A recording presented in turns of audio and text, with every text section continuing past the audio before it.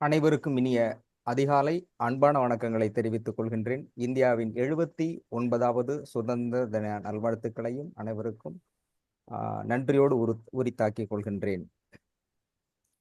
இந்த சுதந்திர தின நிகழ்ச்சியில் இந்த வகுப்பில் இந்தியா முழுவதும் மிகச் சிறப்பாக கொண்டாட இருக்கின்ற வேளையில் இந்தியாவிற்கும் அல்லது தமிழர்களுக்கும் இந்த குழுவை சார்ந்தவர்களுக்கும் எதிர்காலத்திற்குமான இன்றைய செய்தியாக நான் சொல்ல விரும்புவது, no one can claim India as their own. It's a country of many ethnic groups. If such a claim is to be made, only the Tamils, the original inhabitants of India, can do so. தமிழ்ல சொல்லிறேன். இந்தியாவை யாரும் சொந்தம் கொண்டாட முடியாது. இது பல இன குழுக்களின் தேசம். அப்படி இந்த தேசத்தை ஒருவேளை உரிமை கொண்டாட முடியும் என்றால், ஒருவேளை இந்த இந்தியா என்பது, இந்தியா நாடு என்பது என்னுடையது என யாராவது உரிமை கோர வேண்டும் என்றால், அது இந்தியாவின் பூர்வீக குடியான நாகர் இன வம்சத்தின் வழித்தோன்றலான தமிழர்களுக்கு மட்டுமே அந்த உரிமை இருக்கிறது என்று ஒரு தலைவர் தன்னுடைய அறிக்கையில் கொடுத்திருக்கிறார். இந்த அறிக்கையை இதுவரை இந்திய வரலாற்றில் யாரும் எதிர்த்து அறிக்கை சொன்னதில்லை. காரணம், இது முற்றிலும் ஆய்வு அறிந்து தொழில்நுட்பத்தின் மூலமாகவும் தொல்லியல் துறை மூலமாகவும் உறுதி செய்யப்பட்ட வரலாற்று நிகழ்வு. அப்படி சொல்லிய தலைவர் டாக்டர் B.R. அம்பேத்கர் அவர்கள். அவர் ஏன் அப்படி சொல்றார் அப்படிங்கிறதை விடவும், எனக்கு தெரிந்தவரை இந்தியாவில் தமிழுக்கென்று மிகப்பெரிய உண்மையான அங்கீகாரத்தை கொடுத்த மாபெரும் தலைவர் அவராகத்தான் இருக்கிறார். ஏன்னா தமிழ் இப்ப சொல்லலாம், யார் வேணாலும் தமிழ் சிறந்த மொழி, நல்லா இருக்கு, இலக்கியம் இருக்கு, அது இருக்குது, எதை பண்ணாலும் சொல்லலாம், மைக் போட்டு பேசிட்டு இருக்கலாம். ஆனால் அது அதிகாரப்பூர்வமாக பாராளுமன்றத்திலும் ஒழிக்கக்கூடிய அளவிற்கு சொன்ன ஒரே தலைவர் அவர்தான். ஆத்தன்டிக். இந்த அளவுக்கு தமிழர்களை உயர்த்தியும் தமிழை உயர்த்தியும் சொன்னதில்லை. காரணம், சிந்து சமவெளி நாகரிகம் என்பது இந்தியாவில் ஹரப்பா, மொஹஞ்சதரா போன்று உலகளவில் சொல்லப்பட்ட நாகரிகத்தில் இந்தியாவினுடைய நாகரிகம் சிந்து சமவெளியில் தொடங்குகிறது. சிந்து சமவெளி நாகரிகம் என்பது கிமு 2600 தொடங்கி 1900 வரை அது தொடர்கிறது. நீண்ட நெடிய வரலாறு. இதுதான் சிந்து சமவெளி நாகரிகம் என்பது சிந்து நதியிலிருந்து பிறக்கிறது. சிந்து சமவெளி நாகரிகம், அதனால் அந்த நாகரிகம் என்று சொல்லப்பட்டது. இந்த சிந்து சமவெளி நாகரிகத்தில் பரவி வாழ்ந்த ஏறத்தாழ 10 லட்சம் சதுர கிலோமீட்டர் அளவிற்கு பரவி வாழ்ந்த மக்கள் கூட்டம் என்பது திராவிட இன கூட்டம் என்று சொல்லப்படுகிறது. அறிவியல் வரலாற்று அறிஞர்களால், தொல்லியல் துறையால் உறுதி செய்யப்பட்ட தகவல்.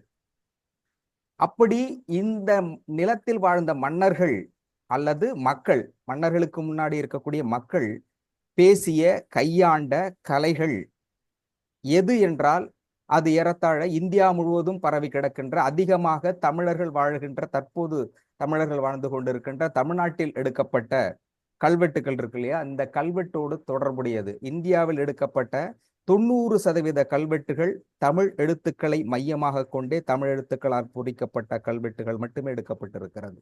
அப்போ இந்தியா என்பது ஏற்கனவே குறிப்பிட்டது கொண்டு திராவிடம் அப்படிங்கிறது அரசியலாக்கப்பட்டது. எனவே அதை நம்ம உள்ள போல, தமிழர்கள், இது தமிழ் மக்கள் மட்டுமே வாழ்கிற பகுதி இந்தியா என்று சொன்னால், அப்போ அடுத்தது ஒரு கேள்வி வரும். தெலுங்கு, மலையாளம், கன்னடம், இந்தி பேசுபவர்கள், இந்தியை சார்ந்த மற்ற பேசுகின்ற மக்கள் எல்லாம் யார் என்ற கேள்வி வரும் என்பதற்காக, தமிழ் பேசக்கூடிய, தமிழிலிருந்து உருவான மொழிகள், தமிழை தாய்மொழியாக கொண்டு பிறந்த பிற மொழிகள், தமிழ், தெலுங்கு, மலையாளம் உள்ளிட்ட பல மொழிகள், அந்த குழுவினுடைய குழுவினுடைய கூட்டத்திற்கு பேரு திராவிட குடும்பம் என்று சொல்லப்பட்டது.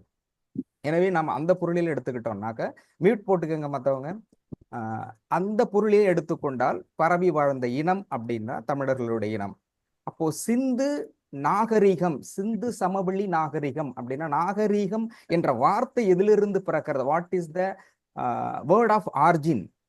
வார்த்தையினுடைய பிறப்பிடம் எது என்று கேட்டால், இந்த இடத்துல நாகரிகம், நாகர் என்ற வார்த்தை நாகம், அதாவது ஆதி குடிமக்கள், விலங்குகளோடு வாழ்ந்தபோது பயன்படுத்தப்பட்ட பாம்பிற்கு நாகம் என்று சொல்லப்பட்டது. அந்த நாகம், நாகத்தோடு வாழ்ந்தவர்கள், நாகம் தோன்றிய காலத்திலிருந்து வாழ்ந்தவர்கள் நாகரீன மக்கள். நாகரீன மக்களினுடைய பேச்சு, அந்த மொழி சொல்லாடலிலிருந்து தான் நாகரீகம், நகரம், பல்வேறு மூலச்சொற்கள் நாகம் என்பதிலிருந்தும் நாகர் என்ற கிளைச்சொல்லிலிருந்தும் உருவாக்கப்பட்டது.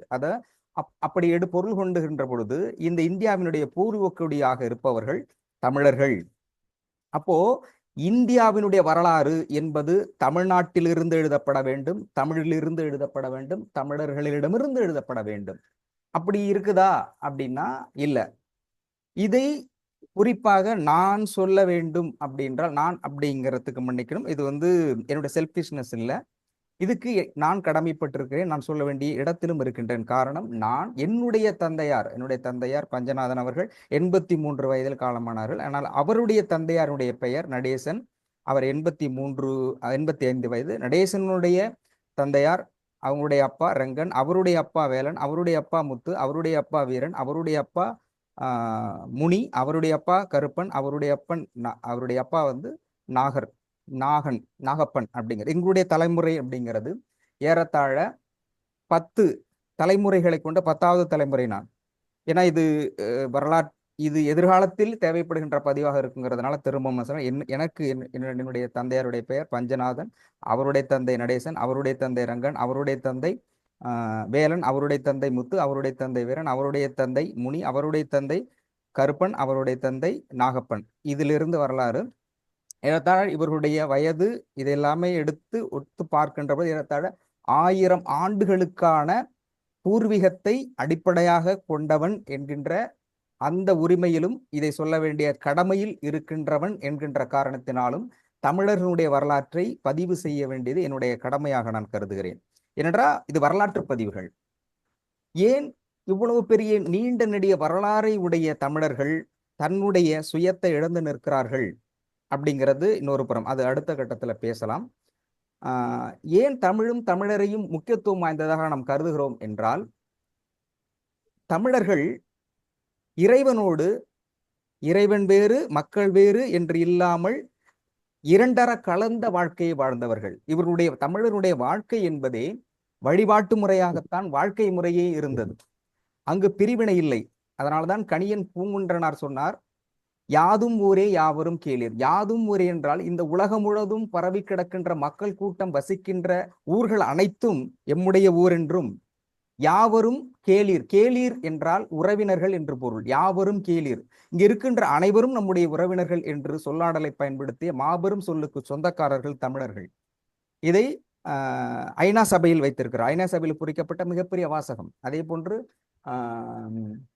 உலகத்தின் மிக உயர்ந்த நீர்வீழ்ச்சியாக கருதப்படுகின்ற இருக்கின்ற நயகரா நீர்வீழ்ச்சியில் அப்போது அங்க வைக்க சொல்ல நினைச்சாங்க. உலகத்தினுடைய மிகப்பெரிய தொன்மையான நீர்வீழ்ச்சி, பழமையான நீர்வீழ்ச்சி என்கின்ற பொழுது இந்த நீர்வீழ்ச்சிக்கு வைக்கின்ற சொல் வார்த்தை என்பதும் மிக பழமையான முதன்மையான மொழியாக இருக்க வேண்டும். அந்த மொழி எதுவோ அந்த மொழியில் இதனுடைய பெயரை வைக்க வேண்டும் என்று ஆய்வு செய்யப்பட்ட பொழுது அதில் உலகத்தின் மிக தொன்மையான முதன்மையான மொழி தமிழ். எனவே நயகராவில் நயகரா என்ற எழுத்து பொறிக்கப்பட்டது, தமிழில் பொறிக்கப்பட்ட எழுத்து அங்க வைக்கப்பட்டிருக்கிறது. ஆக தமிழ் என்பது மிகப்பெரிய பாரம்பரியம். இந்த உலக தோன்றிய காலகட்டத்தில் இருந்து எடுக்கப்பட்ட ஆய்வுகளில் இருந்து பார்க்கின்ற பொழுது தமிழருடைய நாகரிகம் வந்து கொண்டிருக்கிறது. அப்போ இப்போ சுதந்திரத்திற்கும் தமிழர்களுக்கும் என்ன தொடர்பு இருக்குது? இன்றைக்கு சுதந்திர தினம், தமிழர்களுக்கும் சுதந்திரத்திற்கும் என்ன தொடர்பு அப்படின்னு கேட்டாக்க, இந்திய வரலாறு என்பதும் சுதந்திர வரலாறு என்பதும் இங்கிருந்து தான் தொடங்க வேண்டும், தமிழ்நாட்டிலிருந்து தான் தொடங்க வேண்டும். ஏனென்றால் ஆங்கிலருடைய ஆட்சி காலம் என்பது 1684 1858 அவர்கள் என்ட்ரி, ஆங்கில ஆட்சி காலத்தினுடைய என்ட்ரி என்பது வாணிபம் வருகின்ற காலகட்டம் என்பது. அதற்கு முன்பாக ஏறத்தாழ 200 ஆண்டுகள் ஆங்கிலேயர்கள் இந்தியாவை ஆட்சி செய்திருக்கிறார்கள். அதற்கு முன்பாக இந்தியாவை டெல்லி சுல்தான்கள் ஆட்சி செய்திருக்கிறார்கள். டெல்லி சுல்தான்களுடைய ஆட்சி என்பது 1206 ஆண்டிலிருந்து 1526 வரை. இது டெல்லி சுல்தான்கள். டெல்லி சுல்தான்களுக்கு அடுத்ததாக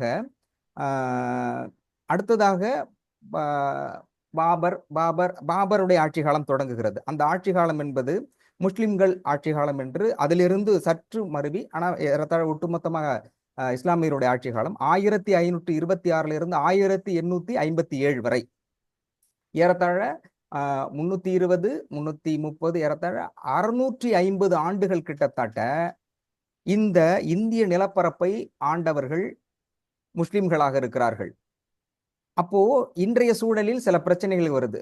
இவர்கள் இங்கு உள்ளவர்களா, இங்கு உள்ள வசிப்பவர்களா அப்படிங்கிற ஒரு கேள்வி எழுகிறது.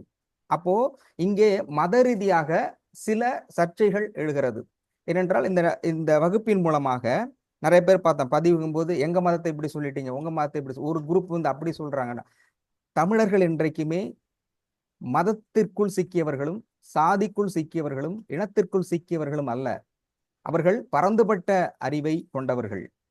மனித இனங்களையும் தாண்டி அனைத்து உயிர்களையும் தன்னுடைய உயிர்களாக நேசித்தவர்கள்.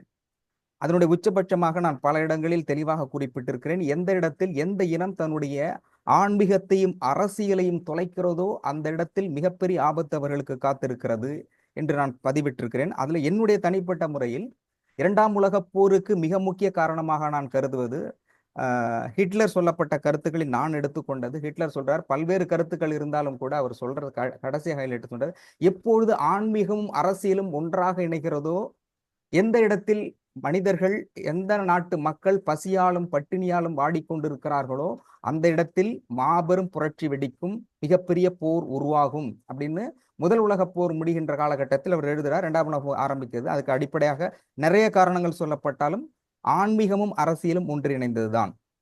அந்த சூழல் வருவதாக எனக்கு தோன்றுகிறது. அதிலிருந்து தமிழர்கள் தங்களை நிச்சயமாக சித்தருடைய தற்காத்து கொள்ள முடியும், மீண்டும் உயிர் தர முடியும்.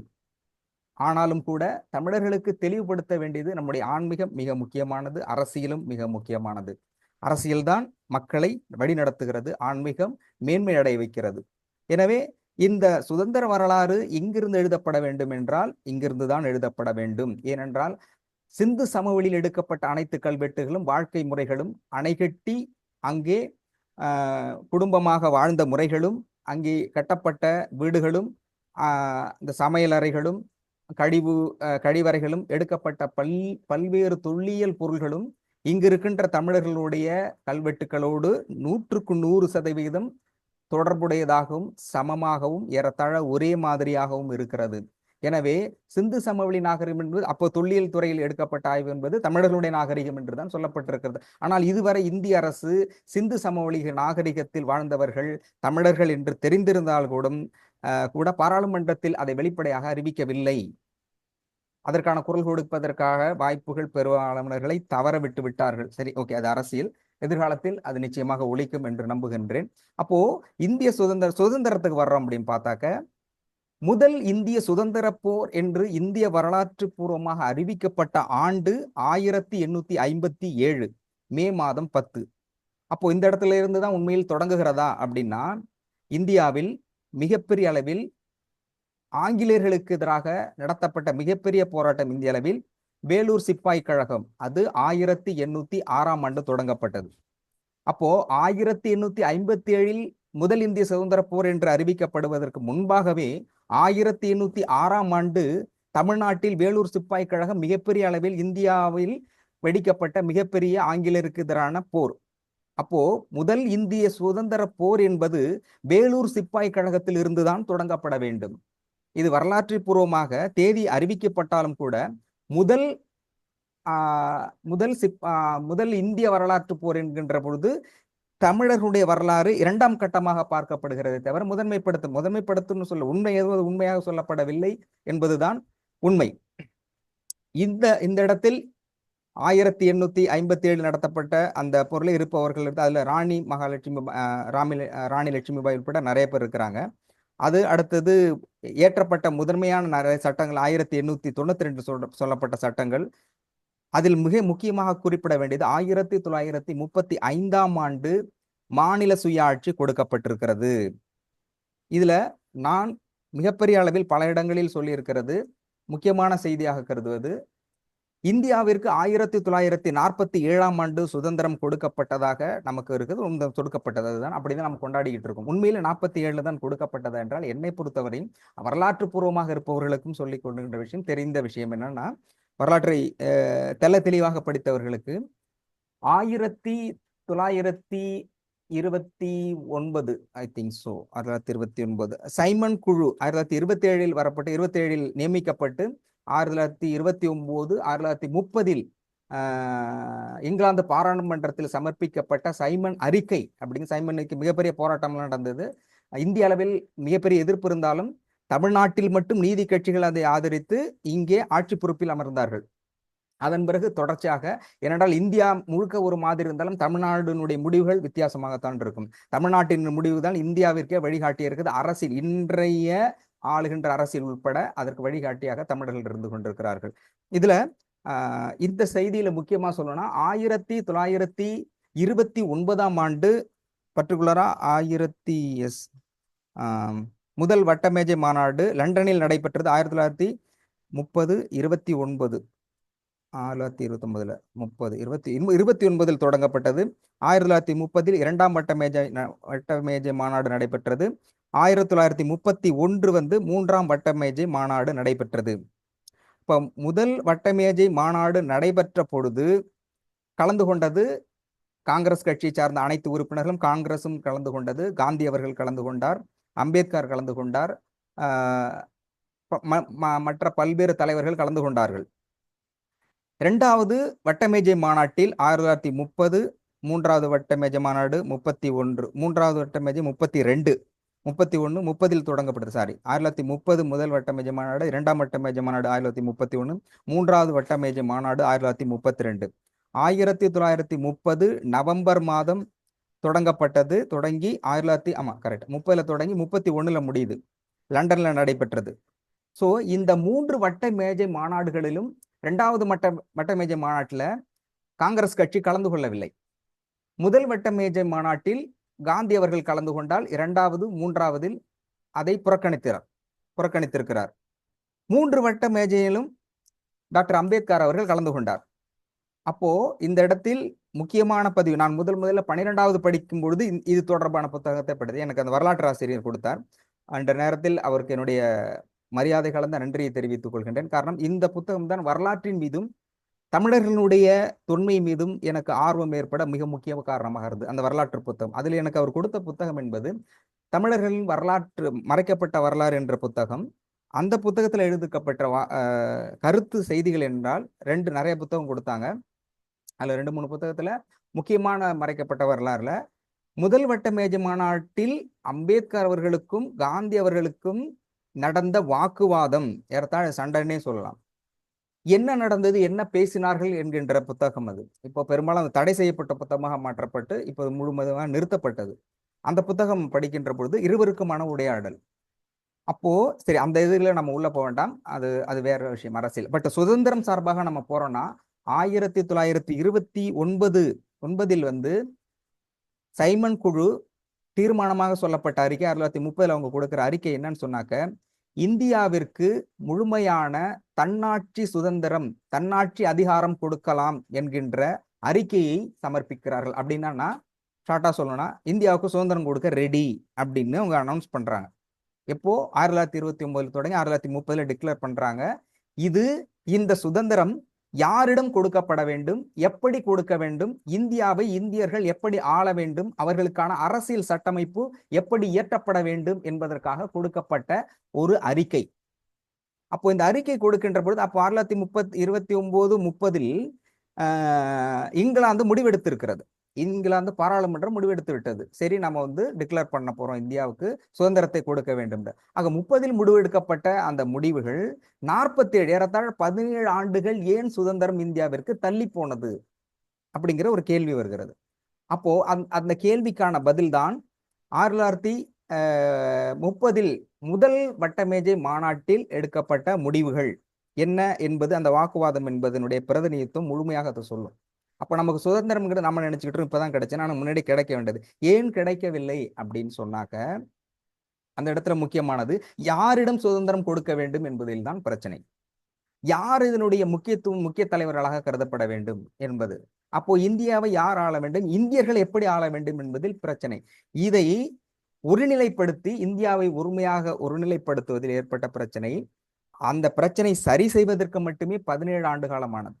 அப்போ இங்க இருக்கிற மிக முக்கிய தலைவர்கள், காங்கிரஸ் கட்சியை சார்ந்த மிக முக்கிய தலைவர்கள் நேரு, காந்தி உள்பட மாபெரும் தலைவர்கள் அனைவரும் ஒன்று கூடி இந்தியாவிற்கென்று ஒரு புதிய சட்டத்தை இயற்ற வேண்டும் என்று முடிவெடுக்கின்ற பொழுது, ஒரு சட்டத்தை எப்படி இயற்றுவது, ஒரு நாட்டை எப்படி வழிநடத்துவது, சட்டத்தின் மூலமாக நாடு எப்படி வழிநடத்த முடியும் என்று அவர்கள் தங்களுக்குள் யோசித்து ஒரு முடிவை அறிவிக்கிறார்கள். அந்த என்ன முடிவுன்னா, திரும்பவும் பிரிட்டிஷ் இங்கிலாந்து பாராளுமன்றத்தில் சப்மிட் பண்றாங்க. எங்களுக்கான அரசியல் சட்டமைப்பை நீங்களே இயற்றி கொடுங்கள் அப்படின்னு சொல்லி திரும்பவும் கொடுக்குறாங்க. அப்ப அங்க இருக்கிறவங்க எல்லாம் யோசிக்கிறாங்க, அங்க இருக்கலாம் சொல்றாங்க. அப்போ பார்லிமெண்ட்ல இருக்கிற பார்லிமெண்ட் விவாதத்துல அவங்க என்ன சொல்றாங்கன்னு சொன்னா, இந்தியாவில் இருக்கக்கூடிய தலைவர்களுடைய முடிவு இதுவாக இருக்கிறது. ஆனால் இங்கிலாந்தில் இருக்கின்ற அரசியல் சாசன சட்ட திருத்தத்தை அமெண்ட்மெண்ட் சட்ட திருத்தத்தை திருத்த வேண்டும் என்று அவர்கள் யோசிக்கின்ற பொழுது, ஒரு சட்டம்னா சட்ட திருத்தம் இருக்கின்ற போது சட்டத்துல பிரச்சனை வருது. அமெண்ட்மெண்ட் படிக்கிறவங்களுக்கு தெரியும்.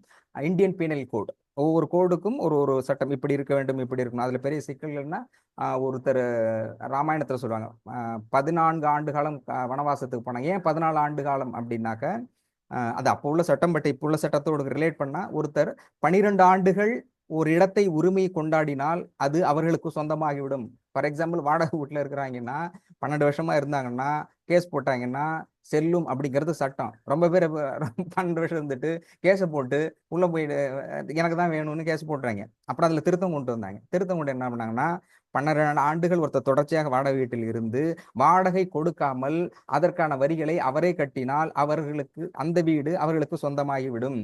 ஆனா வாடகை வாங்குறாங்க அப்படின்னு கையெழுத்து போடாங்க, அதெல்லாம் போடுவாங்க. 11 மாசம் கழிச்சு போட்டு திரும்ப போடுறது என்ன காரணம்னா, அது மாதிரி இல்லாம இருந்தா 12 வருஷம் இருந்தாக்க கட்டாயமா உங்களுக்கு அந்த வீடு செல்லும். இது சட்டம். அப்போ சட்ட திருத்தம், சட்டம் இதெல்லாமே இம்ப்ளிமெண்ட் பண்றது ஒண்ணு இருக்கு. திருமணம் அப்படிங்கிற நிறைய சட்ட திருத்தங்கள், சட்டமும் இருக்குது. இதை எழுதணும் அப்படிங்கிறது இங்க இருப்பவர்களுக்கு யார் எழுதுறது, எப்படி எழுதுறதுன்னு தெரியலங்கும் போது திரும்பவும் இங்கிலாந்து பாராளுமன்றத்திட்ட போய் சொல்றாங்க. அங்க இருக்கிற பாராளுமன்ற குழு என்ன சொல்றதுன்னா, இங்கிலாந்தில் இருக்கின்ற அரசியல் சாசன சட்ட திருத்தத்தை எழுதுவதற்கு நாங்களே தேடிக்கொண்டு எழுதுங்கள், திருத்துங்கள் என்று சொல்லுவது அம்பேத்கரிடம். உங்க நாட்டிலே ஒருத்தர் அங்க இருக்கும்போது நீங்க ஏன் இங்க வர்றீங்க அப்படிங்கும் போதுதான் இந்த இடத்திட்ட காஸ்ட்லிசம், ரிலிஜியனிசம் வருது. இப்ப இங்க ஆரம்பிக்கலாம் போய் இருக்குது. அவர்கிட்ட கொடுத்து எழுதுறதா அப்படிங்கிறது தலைவர்கள் முடியும். ஆனா அந்த இங்கிலாந்து பாராளுமன்றத்துல சொல்லுது, நீங்க இவர்கிட்ட கொடுத்து எழுதுங்க. அப்புறம் நாளைக்கு ஒரு பிரச்சனை வந்தாங்க, இவங்க எப்படி எழுதிவிட்டாங்க நம்மள சொல்லுவீங்க.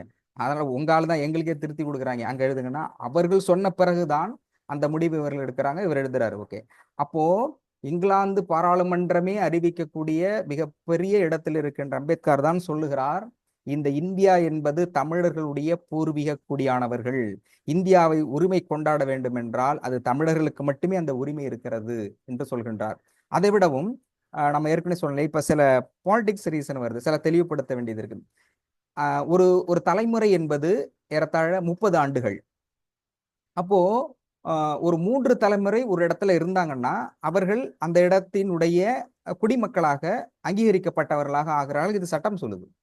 அப்படி சொல்கின்ற பொழுது சாதாரணமாக தங்கியிருந்தவர்கள்ல முஸ்லிம்கள் என்பவர்கள் இந்தியாவில் ஏறத்தாழ 650 ஆண்டுகள் ஆட்சி பீடத்தில் இருந்தார்கள். கண்டினியூவேஷன் 650 வருஷம் ஆட்சியிலே இருந்தார்கள். 200 வருஷம் பிரிட்டிஷ் பீரியடு, 650 வருடம் முஸ்லிம்கள். அப்போ தலைமுறைன்னு பார்த்தாக்க ஆட்சி பொறுப்பில் மட்டுமே 22 தலைமுறைகள் அவர்கள் ஆட்சியில் இருந்திருக்கிறாங்க.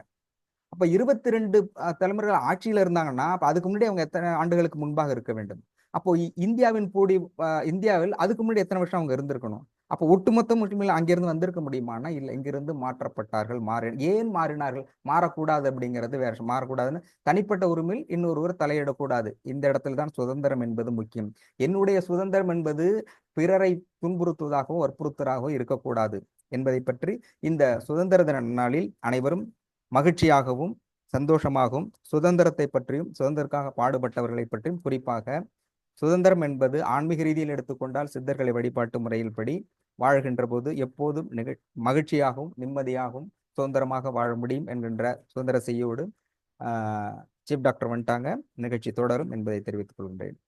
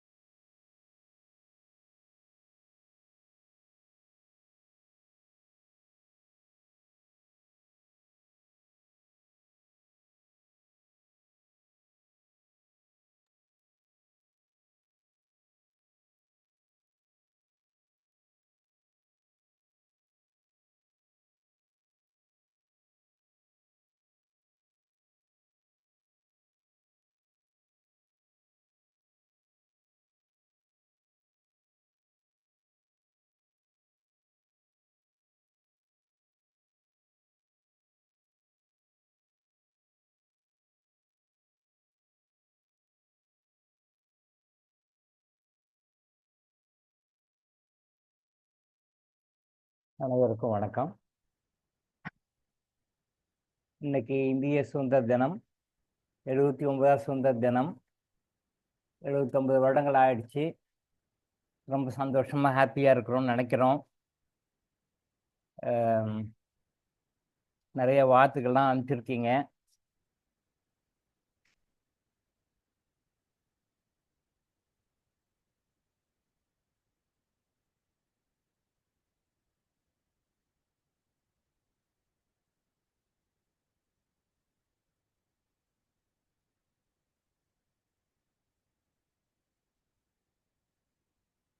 எம்பி சார் வாழ்த்தெல்லாம் சொல்லியிருப்பார் உங்களுக்கு. நன்றி. ஆரா ஆனந்த் சகோதரர் 2 மெசேஜ் அனுப்பிச்சிருக்காரு. நன்றி, அவருக்கு மிக்க நன்றி. எங்கள் தேசிய கொடி அழகாய் அசைவது வீசும் காட்டினால் அல்ல, உயிர் கொடுத்து சென்ற வீரர்களின் மூச்சு காட்டினால். அக்செப்ட் பண்ணிக்கிறேன் சார். கரெக்ட். வண்ணங்கள் வேறாக இருப்பினும் எண்ணங்கள் ஒன்றாக இருக்கட்டும். கரெக்ட். நன்றி, அக்செப்ட் பண்ணிக்கிறேன் சார். எங்கள் தேசிய கொடி அழகாய் அசைவது வீசும் காட்டினால் அல்ல, உயிர் கொடுத்து சென்ற வீரர்களின் மூச்சு காட்டினால்னு சொல்லிட்டு சகோதரர் நினைக்கிறாரு. அதை ஒரு எண்ண வடிவமாக கொடுக்குறாரு. ஆனால் எத்தனை பேர் அவங்கள பற்றி நினைக்கிறோம்? எத்தனை பேர் நினைக்கிறோம்? அவங்க எவ்வளோவெல்லாம் தியாகம் பண்ணியிருக்காங்க, எவ்வளோ உயிரை கொடுத்துருக்காங்க, சொத்தை கொடுத்துருக்காங்க, நகநட்டை கொடுத்துருக்காங்க, நிறைய விஷயங்கள் டெடிகேட் பண்ணி சுதந்திரத்துக்காக போராடி வாழ்க்கைப்போம். இன்னைக்கு இருக்கிற தலைமுறையினருக்கு எத்தனை பேருக்கு தெரியும்? எத்தனை பேருக்கு நாம் இதை கொண்டு சென்று சேர்த்து இருக்கிறோம்? கிடையாது. இன்னைக்கு சுதந்திரத்தானே டிவி, எல்லா டிவியும் ஓப்பன் பண்ணுங்க. எல்லா டிவியிலையுமே எத்தனை சேனல் இருக்கோ அத்தனை சேனலையும் ஓப்பன் பண்ணுங்க. சுதந்திர நல்வாழ்த்துக்கள் அப்படின்னு போடுவாங்க. அப்புறம் அதுக்கு பிறகு ஸ்பெஷல் ப்ரோக்ராம்ஸ் எல்லாம் நிறைய இருக்கும். ஸ்பெஷல் ப்ரோக்ராம்ஸில் இந்த சுதந்திரத்துக்காக போராடி உயிர் கொடுத்த இந்த வீரர்களை எத்தனை பேர் பேட்டி காண்றாங்க பாருங்க. சரியா? எத்தனை பேரை பேட்டி காண்கிறார்கள், அவங்க எப்படியெல்லாம் போராடினாங்கன்னு பாருங்க. சரியா? எத்தனை சினிமா நடிகர்களை நடிகைகளை இன்னைக்கு கூப்பிட்டு பேட்டி காண்றாங்கன்னு பாருங்க. எத்தனை சினிமா நடிகர்களை இன்னைக்கு கூப்பிட்டு பேட்டி காண நீங்க எல்லா சேனலும் போட்டு பாருங்க. எல்லா சேனலுமே வாழ்த்துக்கள் சொல்லுவாங்க. Okay, right. அதுக்கு அடுத்தது இந்த இப்போ சகோதரர் சொன்ன இந்த வீரர்களால் மூச்சு காட்டினால்தான் நாம் இருக்கிறோம். உண்மை. இதை நம்ம எத்தனை பேர் ஹானர் பண்றோம்? நம்ம இன்னைக்கு ஸ்கூல் ஸ்டூடெண்ட்ஸ்ல இருந்து காலேஜ் ஸ்டூடெண்ட்ஸ் வரைக்கும் இந்த விடுதலை வீரர்களை பத்தி கேட்டு பாருங்க, தெரியாது. சினிமாக்காரங்களை பத்தி, நடிகைகளை பத்தி, நடிகர்களுக்கு புட்டு புட்டு வைப்பாங்க. புட்டு புட்டு வச்சாங்க. இன்ச் பை இன்ச் அவங்களோட லைஃப் ஹிஸ்டரி அப்படியே புட்டு புட்டு வைப்பாங்க. நீங்க இவங்களுடைய வரலாறு, யாரோ ஒருத்தர் வரலாறு கேட்டு பாருங்க. அவங்க ஸ்கூல்ல பாடத்துக்கு ஏதாவது வந்திருக்கும் பாத்தீங்களா? ஏதாவது விடுதலை வீரர்களை பத்தி படிச்சு அவங்கள பத்தி கேட்டாலே தப்பு தப்பா எழுதுவாங்க, தப்பு தப்பா சொல்லுவாங்க. அப்படி போயிட்டு இருக்கு நம்ம கொண்டாடுற சுதந்திர தினம். இது உண்மையா இல்லையா நீங்க சொல்லுங்க. பாருங்க, இன்னைக்கு பாருங்க, டிவியில பாருங்க. சுதந்திரம்னா என்னன்னே தெரியாது, சுதந்திர போராட்டம்னா என்னன்னே தெரியாது. அந்த நடிகர்களை கூப்பிட்டு நீங்க 4 முழுசும் பேசிருப்பாங்க. அந்த நடிகளை கூப்பிட்டு 4 முழுசும் பேசிட்டு இருப்பாங்க. அவங்க நடிச்ச படத்தை போட்டிருப்பாங்க. முன்னையாவது இந்த மாதிரி நாட்கள்ல தேசப்பற்று சம்பந்தப்பட்ட படங்களை போடுவாங்க. முன்னே ஒன்ஸ் அப்பான் ஏ டைம், ஒரு 10-15 வருஷத்துக்கு முன்னாடி, 10 இயர்ஸ் பேக், இந்த மாதிரி நாட்களில் சுதந்திரம் சம்பந்தப்பட்ட, தேச பக்தர்கள் சம்பந்தப்பட்ட, விடுதலை போராளிகள் சம்பந்தப்பட்ட, இப்போ சகோதரர் சொன்னிக்கிற இந்த விடுதலை வீரர்கள் சம்பந்தப்பட்ட படத்தை போடுவாங்க. இப்போ டோட்டலாக ஒன்று கூட கிடையாது. நீங்கள் பார்த்துட்டு நாளைக்கு கமெண்ட்டை சொல்லுங்க.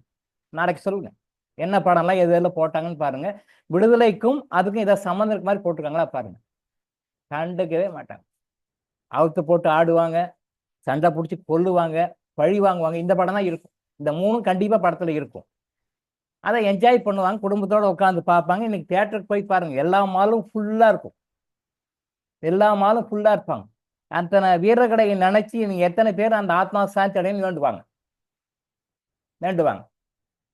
கர்மா எனர்ஜி ஹீலிங்ல இருக்கிறவங்க இன்னைக்கு கிளாஸ் முடிஞ்ச பிறகு ப்ரே பண்ணி, கிறிஸ்டல் இருக்கிறவங்க கிறிஸ்டலை வச்சு வேண்டுங்க, கிறிஸ்டல் இல்லாதவங்க கிறிஸ்டல் வந்துடும். கிறிஸ்டல் வர்ற வரைக்கும் வெயிட் பண்ண வேண்டாம். அந்த நம்ம நாட்டுக்காக யாரெல்லாம் உயிர் தியாகம் பண்ணாங்களோ அத்தனை ஆத்மாக்களும் சாந்தி அடையட்டும், ப்ரே பண்ணுங்க. இதுதான் நாம அவங்க செய்ய வேண்டிய நன்றி கடன். சரியா? கிளாஸ் முடிஞ்சதும் இன்னைக்கு நீங்க உங்க உங்க ரொட்டீன் ஒர்க்ஸ் எல்லாம் முடிச்சுட்டு இன்னைக்கு ப்ரே பண்ணுங்க. கிறிஸ்தல் இருக்கிறவங்க கிறிஸ்தல் வச்சுக்கோங்க, கிறிஸ்தல் இல்லாதவங்க கவலைப்பட வேண்டாம், வந்துடும், சீக்கிரத்துல வந்துடும். வந்த பிறகு பண்ணுவோன்னு வைக்க வேண்டாம். இப்போ ப்ரே பண்ணுங்க. இறைவனை நினைச்சு, இறைவா இந்த சுதந்திர போரில் யாரெல்லாம் தன்னுயிர் இருந்து தனக்காக பார்க்காம சுதந்திரம் வாங்கறதுக்காக பாடுபட்டாங்களோ அத்தனை விடுதலை வீரர்களுடைய ஆத்மாவும் சாந்தி அடையட்டும் அப்படின்னு சொல்லி ப்ரே பண்ணுங்க. அந்த ப்ரேயர் இறைவன் கிட்ட கொண்டு போய் அவங்கள சேர்த்து அவங்க சாந்தி அடைவாங்க. அதுதான் நாம் செய்கின்ற நன்றி கடன். அதுதான் நாம் அவங்க செய்கின்ற நன்றி கடன். சும்மா பரேடு போயிட்டு சர்டிஃபிகேட் வச்சுக்கிட்டு அவங்களுக்கு அவார்டு கொடுத்துட்டு இதெல்லாம் நம்மள அந்த மாதிரி ஏமாத்திக்கிறோம். இதுதான் மேட்ரு, உண்மையிலே மேட்ரு. பரேடு போகிறது, இங்கே சீஃப் மினிஸ்டர் கையெட்டு வணக்கம் போடுவார், அங்கே பிரைம் மினிஸ்டர் வணக்கம் போடுவார், செங்கோட்டத்தில் வந்து அவர் டைலாக் விடுவார், இங்கே ஒரு டைலாக் விடுவார். இது வருஷம் வருஷம் நடக்கிறது தான், வருஷம் நடக்கிற செரிமனி தான் இது. இதுக்கு ஒரு கூத்து பண்ணுவாங்க பாருங்க. சென்னையில் அந்த பரேடு போகிற ஏரியாவில் ஒரு வாரத்துக்கு அந்த பக்கம் போக முடியாது, டிராஃபிக் ஜாம் பண்ணி ரொம்ப கஷ்டப்பட்டு விடுவாங்க. அங்கே டெல்லி செங்கோட்டையிலையும் அப்படிதான். வழக்கம் போல் அவர் வருவார், பேசிட்டு போயிடுவார், அவ்வளோதான். யாரோ எழுதி கொடுத்தா பேசிட்டு போயிடுவார், அவ்வளோதான். இங்கேயும் யாரோ எழுதி கொடுத்தா பேசிட்டு போடுங்க. இது வழக்கமாக நடக்கிற நிகழ்வு. நீங்க என்ன பண்றீங்க? சுதந்திரம் வாங்கி கொடுத்தாங்க, ரைட்டு, ஓகே. அவங்கள பற்றி என்ன நினைக்கிறோமா? இன்னைக்கு சினிமா நடிகர்கள் நினைக்கிறத விட சுதந்திர போராட்ட வீரர்கள் நினைக்கிறது எனக்கு கம்மி தான். நீங்க சேலஞ்ச் பண்ணி சொல்ற, நீங்க பாருங்க. இன்னைக்கு எல்லா சேனலையும் பார்த்துட்டு நாளைக்கு சொல்லுங்க, உண்மையா இல்லையான்னு சொல்லுங்க. நாம் அவர்களை அவமதிக்கிறோமா இல்லை ஹானர் பண்றோம்? அவமதிக்கின்றோம். யாரை ஆனர் பண்றோம்? சினிமாக்காரங்க தான் ஆனர் பண்றோம். இன்னைக்கு நடக்கிற ப்ரோக்ராம்ஸ் எல்லாம் பாருங்க, தேசபக்தி சுதந்திர படம் கூட அவ்வளோ இருக்காது, கண்டதெல்லாம் இருக்கும். தேசபக்தி சமாச்சாரம் இல்லாத, தேசத்துக்கு விரோதமான, சமுதாயத்துக்கு விரோதமான, மக்கள் நிம்மதியா இருக்கிறதுக்கு ஆப்போசிட்டான விஷயம் உள்ள படங்கள் தான் இன்னைக்கு போடுவான். பாருங்க, நம்மளே நாமே ஏமாத்திட்டோம். எஸ், சுதந்திரம் வாங்கிட்டோம், ஆனா சுதந்திரம் அனுபவிக்கிறோமா? அவங்க சுதந்திரத்தை கொடுத்தாலும் நாங்க அடிமைகளாகவே இருக்கிறோம். நாங்கள்லாம் சுதந்திரம் அனுபவிக்க மாட்டோம், நாங்க அடிமைகளாகவே இருக்கிறோம் தான். இன்னைக்கு வரைக்கும் அடிமையாக தான் இருக்கிறோம். என்ன டாக்டர் வித்தியாசமா சொல்றீங்க? இதான் உண்மை. உண்மை இதுதான். எல்லாரும் சொல்ற மாதிரி நானும் சொன்னா அப்புறம் நான் தேவையில்லை. மற்றவங்க எங்க மிஸ் பண்ணாங்க அதை தான் நான் சொல்றேன். சுதந்திரம் கொடுத்துட்டான், ஆனா அவன் சுதந்திரத்தை கொடுத்துட்டாலும் கூட நாம சுதந்திரம் வாங்கிட்டு நினைச்சிட்டு இருக்கிறோம். 1ஆம் நம்பர் அடிமைகளாக வாழ்ந்து கொண்டிருக்கிறோம். டில் டுடே, இன்னைக்கு வரைக்கும் அடிமைகளாக தான் வாழ்ந்து கொண்டிருக்கோம். இதுக்கு உதாரணம் சொல்லணும்னா நிறைய உதாரணங்கள் சொல்லலாம், ஒரு 4-5 உதாரணம் மட்டும் சொல்றேன். சுதந்திரம் அடைஞ்ச பிறகு நம்ம அடைஞ்ச முன்னேற்றம் என்ன அப்படின்னு சொல்லி சொன்னா, சுதந்திரம் அடையிறதுக்கு முன்னாடி ஆங்கிலேயர்கள் இந்தியாவை கொள்ளடிச்சு கொண்டு போய் இங்கிலாண்டை போட்டாங்க. இங்கிலாந்துல இருந்து வந்து ஆங்கிலேயன் ஆண்டான்னு சொல்றோம். இங்கே கொள்ளையடிச்சு அங்கே கொண்டு போய் போட்டான். எங்க போட்டான்? இங்கிலாந்துல போட்டான். இப்ப என்ன பண்றாங்க? யாருன்னு நான் சொல்ல விரும்பல, உங்களுக்கே தெரியும். கொள்ளையடிச்சு சித்தாங்களா போடுறாங்க. அப்ப இங்கிலாந்துல கொண்டு போய் போட்டாங்க. யாரு போட்டாங்க உங்களுக்கு தெரியும். இப்பயும் போடுறாங்க, சுவிஸ் பேங்க்ல போடுறாங்க. அப்ப நம்ம எங்க சுதந்திரம் அடைஞ்சிட்டோம்? அப்ப இங்கிலாந்துக்கு வச்சு சுவிஸ் பேங்க் போகுது. அப்ப சாதாரண மக்கள் எப்படி இருக்கிறாங்க? அடிமைகளாகத்தான் இருக்கிறாங்க. இதை மறக்க முடியுமா? யோசனை பண்ணி பாருங்க. உலகத்துக்கே வழிகாட்டக்கூடிய மருத்துவம், உலகத்துக்கே வழி சொல்லக்கூடிய மருத்துவம், கடவுள் கொடுத்த மருத்துவம், சித்த மருத்துவம், ஆயுர்வேத மருத்துவம். இந்த மருத்துவ முறைகளை குணப்படுத்த முடியாத வியாதி என்றதே கிடையாது, குணப்படுத்த முடியாத பிரச்சனைகளும் கிடையாது. வாழ்க்கை பிரச்சனைகளை குணமாக்குவதற்கு சித்த முறையில மருந்துகள் கொடுத்திருக்கிறார். டிவைன் மெடிசன்ஸ் இதெல்லாம். நோய்கள் உண்டாவதற்கு ஆத்மா காரணம், நம்ம பாஸ்ட் லைஃப் கர்மா காரணம். அந்த பாஸ்ட் லைஃப் கர்மா வந்து ஆத்மாவில் வந்து ரெக்கார்ட் ஆகிருக்கும். அந்த ஆத்மாவில் மனம் ரெக்கார்ட் ஆயிருக்கு. அந்த ஆத்மாவில் அப்படியே மனசுக்கு டிரான்ஸ்ஃபர் ஆகும், அந்த மனசு வந்து உடம்புக்கு டிரான்ஸ்ஃபர் ஆகும். அப்போ நோய் வந்து பழைய நம்முடைய பாஸ்ட் லைஃப் கர்மாலேருந்து ஆத்மாவுக்கு வருது. அப்போ நம்ம கண்டுக்கிறது இல்லை. வாழ்க்கை பிரச்சனைகளும் சரி, லைஃப்ல இருக்கிற எத்தனை பிரச்சனைகளும் சரி, பண பிரச்சனையிலிருந்து, உறவுகள் பிரச்சனைகளிலிருந்து, மற்ற எல்லா பிரச்சனைகளும் சரி, ஆத்மால இருக்கு. ஆத்மாவுக்கு தான் வரும், முதல்ல வரும். கர்மாவிலேருந்து ஆத்மாவுக்கு தான் டிரான்ஸ்ஃபர் ஆகும் ஃபர்ஸ்ட். ஆத்மாவுக்கு வந்த பிறகு அங்கே நம்ம கண்டுக்கல விட்டுட்டோம் அப்படின்னா அடுத்தது மனசுக்கு வரும். இங்க மனசுல வரும்போது நம்ம கண்டுக்கல விட்டுட்டோம்னா உடம்புக்கு வரும். உடம்புக்கு வந்த பிறகும் நம்ம கண்டுக்கல விட்டுக்கலாம். இப்போ நம்ம கஷ்டப்பட்டு இருக்கிற மாதிரி தான், ரொம்ப சிவியரா போகும். கடைசியில் ஆப்ரேஷன் பண்ண பிறகு இப்படி தான் இருந்தாலும் கடவுளை வேண்டிக்கொண்டு விட்டு விடும், அவ்வளோதான். இவ்வளவு பிரச்சனைகளையும் நோய்களையும் வாழ்க்கை பிரச்சனைகளையும் தீர்க்கக்கூடிய அருமையான மருந்துகள் ஆயுர்வேதாவில் இருக்கு, இன்னும் அதிகமாக சித்தாவிலையும் இருக்கு. இந்த மருத்துவ முறையை வந்து நாம மக்களுக்கு, உலக மக்களுக்கு நாம கொண்டு போய் சேர்த்துறோமா, இல்லை அவங்களுடைய மருத்துவ முறையை நாம இங்க கொண்டு வந்து சேர்த்துட்டு இருக்கிறோமா? இப்ப சுதந்திரம் அடைந்து விட்டோம். சுதந்திரம் அடைஞ்ச போது ஆங்கில முறை மருத்துவம் எத்தனை ஆஸ்பத்திரி இருந்தது? சித்த மருத்துவம் ஆயுர்வேத மருத்துவம் இந்தியாவில் எவ்வளவு இருந்தது? இப்ப சுதந்திரம் அடைஞ்ச பிறகு நம்ம நாட்டு மருத்துவ முறை கொண்டு வரணுமா இல்லையா? நம்ம நாட்டு மருத்துவ முறை கொண்டு வரப்படவில்லை. ஆங்கில முறை மருத்துவம் தான். மருத்துவம்னாலே ஆங்கில முறை மருத்துவம் தான். மருத்துவம்னாலே ஆங்கில முறை மருத்துவம். எதுவோ அதுதான் கடவுளே கொடுத்த மாதிரியும், அதுதான் காப்பாத்துற மாதிரியும், அதுதான் எல்லாத்தையும் நிரூபிச்சு நிறுத்துற மாதிரியும் அப்படி இவர் நினைச்சிட்டு அவன் கொண்டு வந்தான். அதுதான் நம்ம இன்னைக்கு வரைக்கும் இருக்கும். கொரோனா வந்த போதும் கூட எய்ட்ஸ் ஒரு காலத்தில் ரொம்ப ஃபேமஸா, ரொம்ப தீவிரமா, ரொம்ப ஃபேமஸா இருந்த காலத்திலும் கூட, கொரோனா வந்த டைம்ல கூட சித்த ஆயுர்வேத மருந்துகள் வந்து நோய்களை முழுமையாக குணப்படுத்தின. நான் ஏற்கனவே பழைய வீடியோஸ்ல கூட சொல்லியிருக்கேன். டிஎம்கே பீரியட்ல ஆற்காடு வீராசாமி வந்து சுகாதாரத்துறை அமைச்சராக இருந்தபோது சென்னை தாம்பரம் சானிட்டரி ஹாஸ்பிட்டல்ல கிட்டத்தட்ட 150 பேஷண்ட்ஸை வந்து எய்ட்ஸ் பேஷண்ட்டை சித்த மருந்துகள் மூலமாக மட்டுமே 100% கியூர் பண்ணியிருக்காங்க. 100%, 100% கியூர் பண்ணியிருக்காங்க. டாக்டர் தெய்வ சிகாமணி அப்படின்னு ஒரு அலோபதி டாக்டர் தான். அவர் தான் அதுக்காக இன்சார்ஜாக இருந்தவர், அலோபதி டாக்டர் தான். பட் அந்த டாக்டருடைய தலைமையில் 150 பேஷண்ட்ஸுக்கு தாம்பரம் சானிட்டோரியம்ல 150 பேஷண்ட்ஸ்க்கு நினைக்கிறேன், எஸ், அவங்கள 100% கியூர் பண்ணி ரெக்கார்டு கொடுக்குறாங்க. அதை ஆற்காடு வீராசாமி வந்து தமிழக சட்டசபையில் டிக்ளேர் பண்ணுறார். உலகமே வந்து எய்ட்ஸை கியூர் பண்ண முடியாதுன்னு சொல்லிட்டு இருக்காங்க. நாங்கள் இந்த தமிழ் முறை மருத்துவத்தில் ஆங்கில முறை மருத்துவங்களை கூட வச்சுக்கிட்டு தமிழ் முறை மருத்துவங்களையும் வச்சுக்கிட்டு நாங்கள் இந்த நோயை 100% கியூர் பண்ணிக்கிறோம் ரெக்கார்ட் சப்மிட் பண்ணுறாரு. சட்டசபையில் போய் சொல்ல முடியாது. ஒரு லிமிட்டுக்கு மேலே போய் சொல்ல முடியாது. எல்லாத்தையும் போய் சொல்ல முடியாது. சொல்றாரு. இது டெல்லி கவர்மெண்ட்டுக்கு போகுது, டெல்லியிலேருந்து யுனைடெட் நேஷன்ஸ்க்கு போகுது. அப்படியே கோழி அமுக்கிற மாதிரி அமுக்கிட்டாங்க, வரவே இல்லை. கொரோனா டைம்லையும் எல்லா மெடிக்கல் கவுன்சிலுக்கும், அந்த மெடிக்கல் கவுன்சிலுடைய பிரசிடென்ட்ஸுக்கு தெரியும், அந்த மெடிக்கல் கவுன்சில் மெம்பர்ஸ்க்கு தெரியும், சித்தா மெடிக்கல் கவுன்சிலுடைய செக்ரட்டரி பிரசிடென்ட் எல்லாருக்கும் தெரியும், ஆயுர்வேதா கவுன்சிலுடைய செக்ரட்டரி பிரசிடென்ட்டுக்கு எல்லாருமே தெரியும். இந்த முறை மருத்துவத்தின் மூலம் கொரோனாவை ரொம்ப சுலபமாக செலவே இல்லாமல், சைட் எஃபெக்ட் இல்லாமல் கியூர் பண்ண முடியும். கியூர் பண்ணி இருக்கிறாங்க. யுனைடெட் நேஷன்ஸ் கொண்டு போனாங்க, அப்படியே அமுக்கிட்டாங்க. அப்பையும் அந்த வீணா போன அந்த அலோபதி இன்ஜெக்ஷன் தான் போட்டு அதை போட்டு சைட் எஃபெக்ட் வந்து இன்னைக்கும் இப்போ கூட எங்கிட்ட நிறைய பேஷண்ட்ஸு கொரோனாவில் அஃபெக்ட் ஆனவங்க, இன்ஜெக்ஷன் போட்டவங்க நிறைய பேர், கிட்ட ஒரு 10 அப்ளிகேஷன் மேலே இருக்கும்.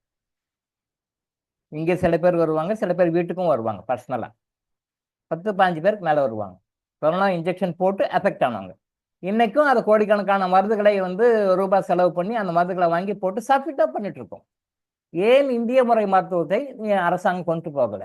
அது இன்டர்நேஷனல் மாஃபியா கையில் எந்த பிரைம் மினிஸ்டரும் ஒன்றும் பண்ண முடியாது, எந்த பிரசிடென்ட்டும் ஒன்றும் பண்ண முடியாது. இன்டர்நேஷனல் மாஃபியா சொன்னா மோடி கேட்கணும், இன்டர்நேஷனல் மாஃபியா சொன்னா இந்திரா காந்தி கேட்கணும், இன்டர்நேஷனல் மாஃபியா சொன்னா எந்த பிரைம் மினிஸ்டரா இருந்தாலும் கேட்கணும். அதெல்லாம் ஒன்றும் எஸ்கேப் எல்லாம் ஆக முடியாது. அதெல்லாம் சும்மா.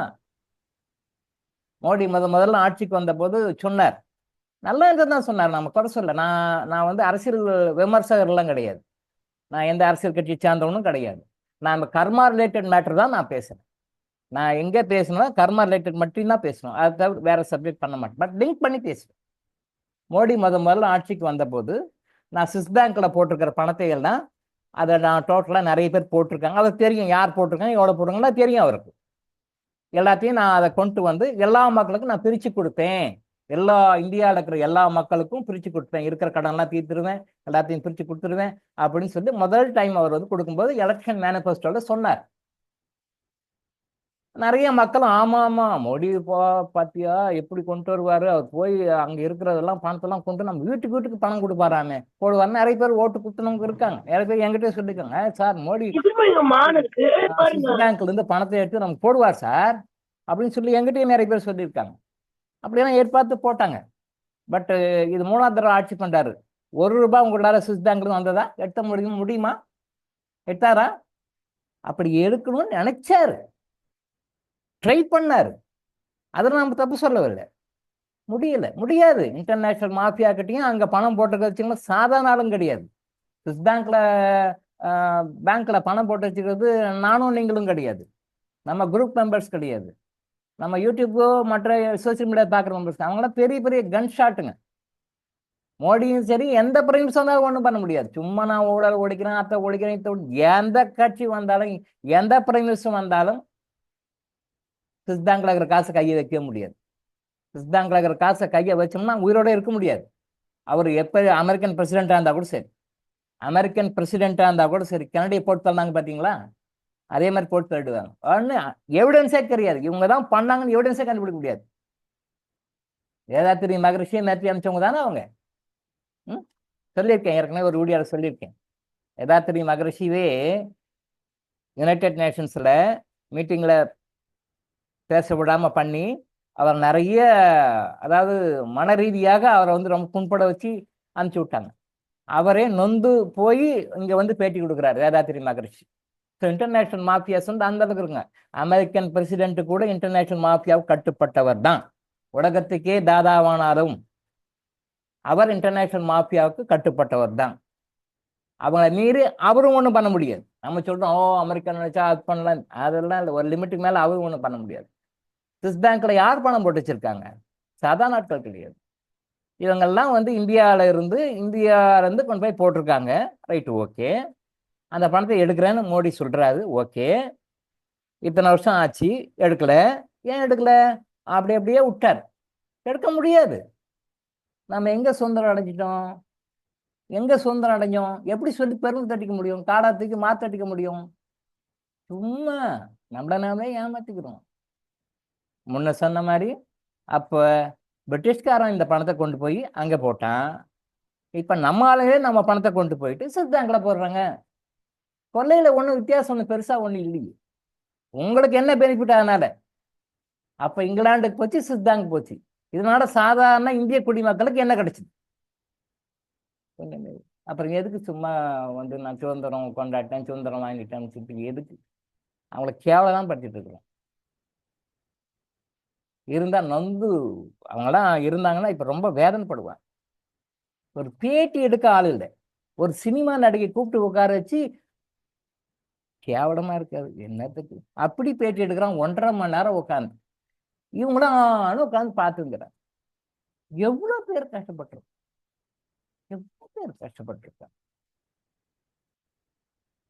சுதந்திர போராட்ட வீரர்கள் பென்ஷன் வாங்குறாங்க பார்த்தீங்களா?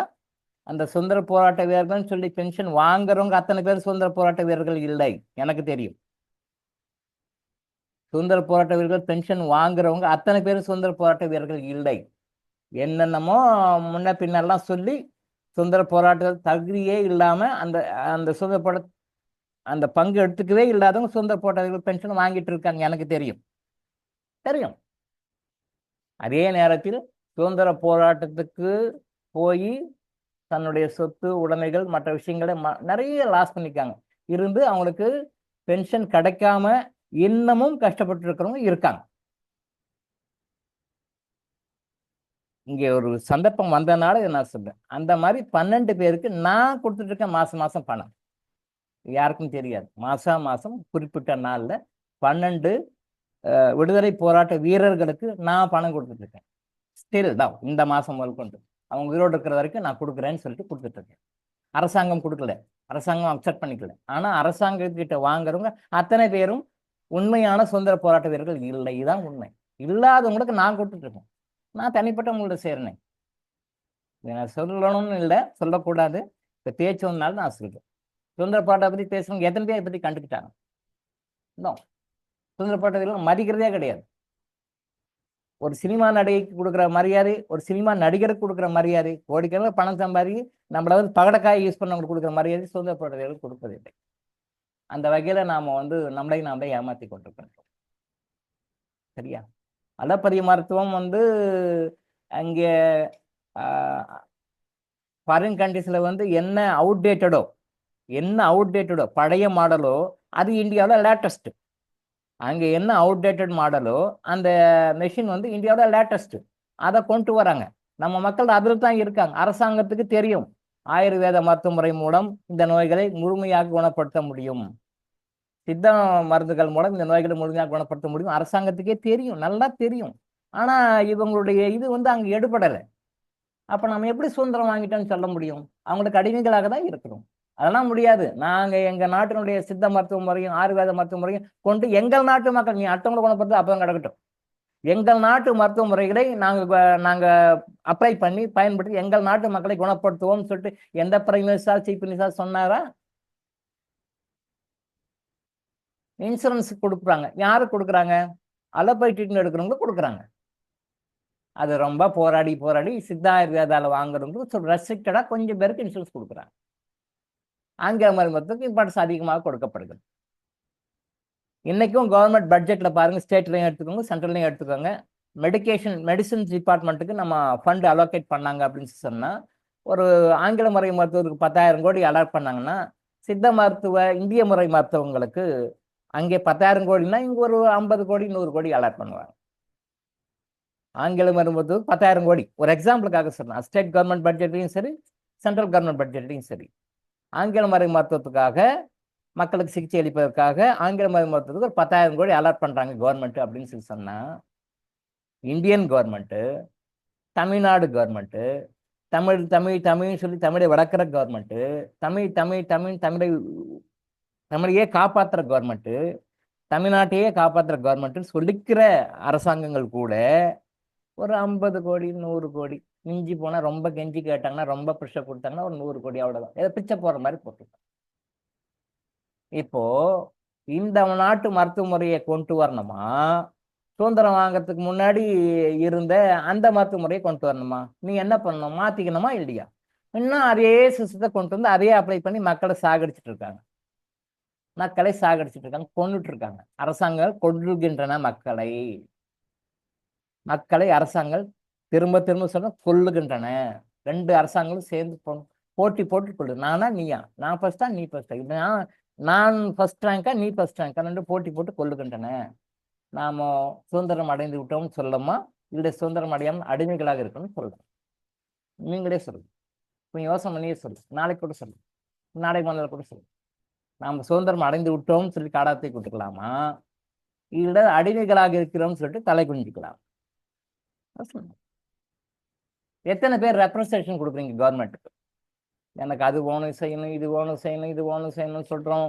வாய்க்கிழிய அங்கங்க மேடை போட்டு பேசுவாங்க. இன்னைக்கு எல்லாம் சுதந்திரம்லாம் பேசுவாங்க. எல்லாம் எங்க பார்த்தாலும் மீட்டிங் தான், பிளாக் ஆயிட்டிங் தான், வணக்கம் தான், ட்ரம் வாசிப்பு தான், எல்லாம் ஓகே, எல்லாம் ஒரே கலபரம் தான்.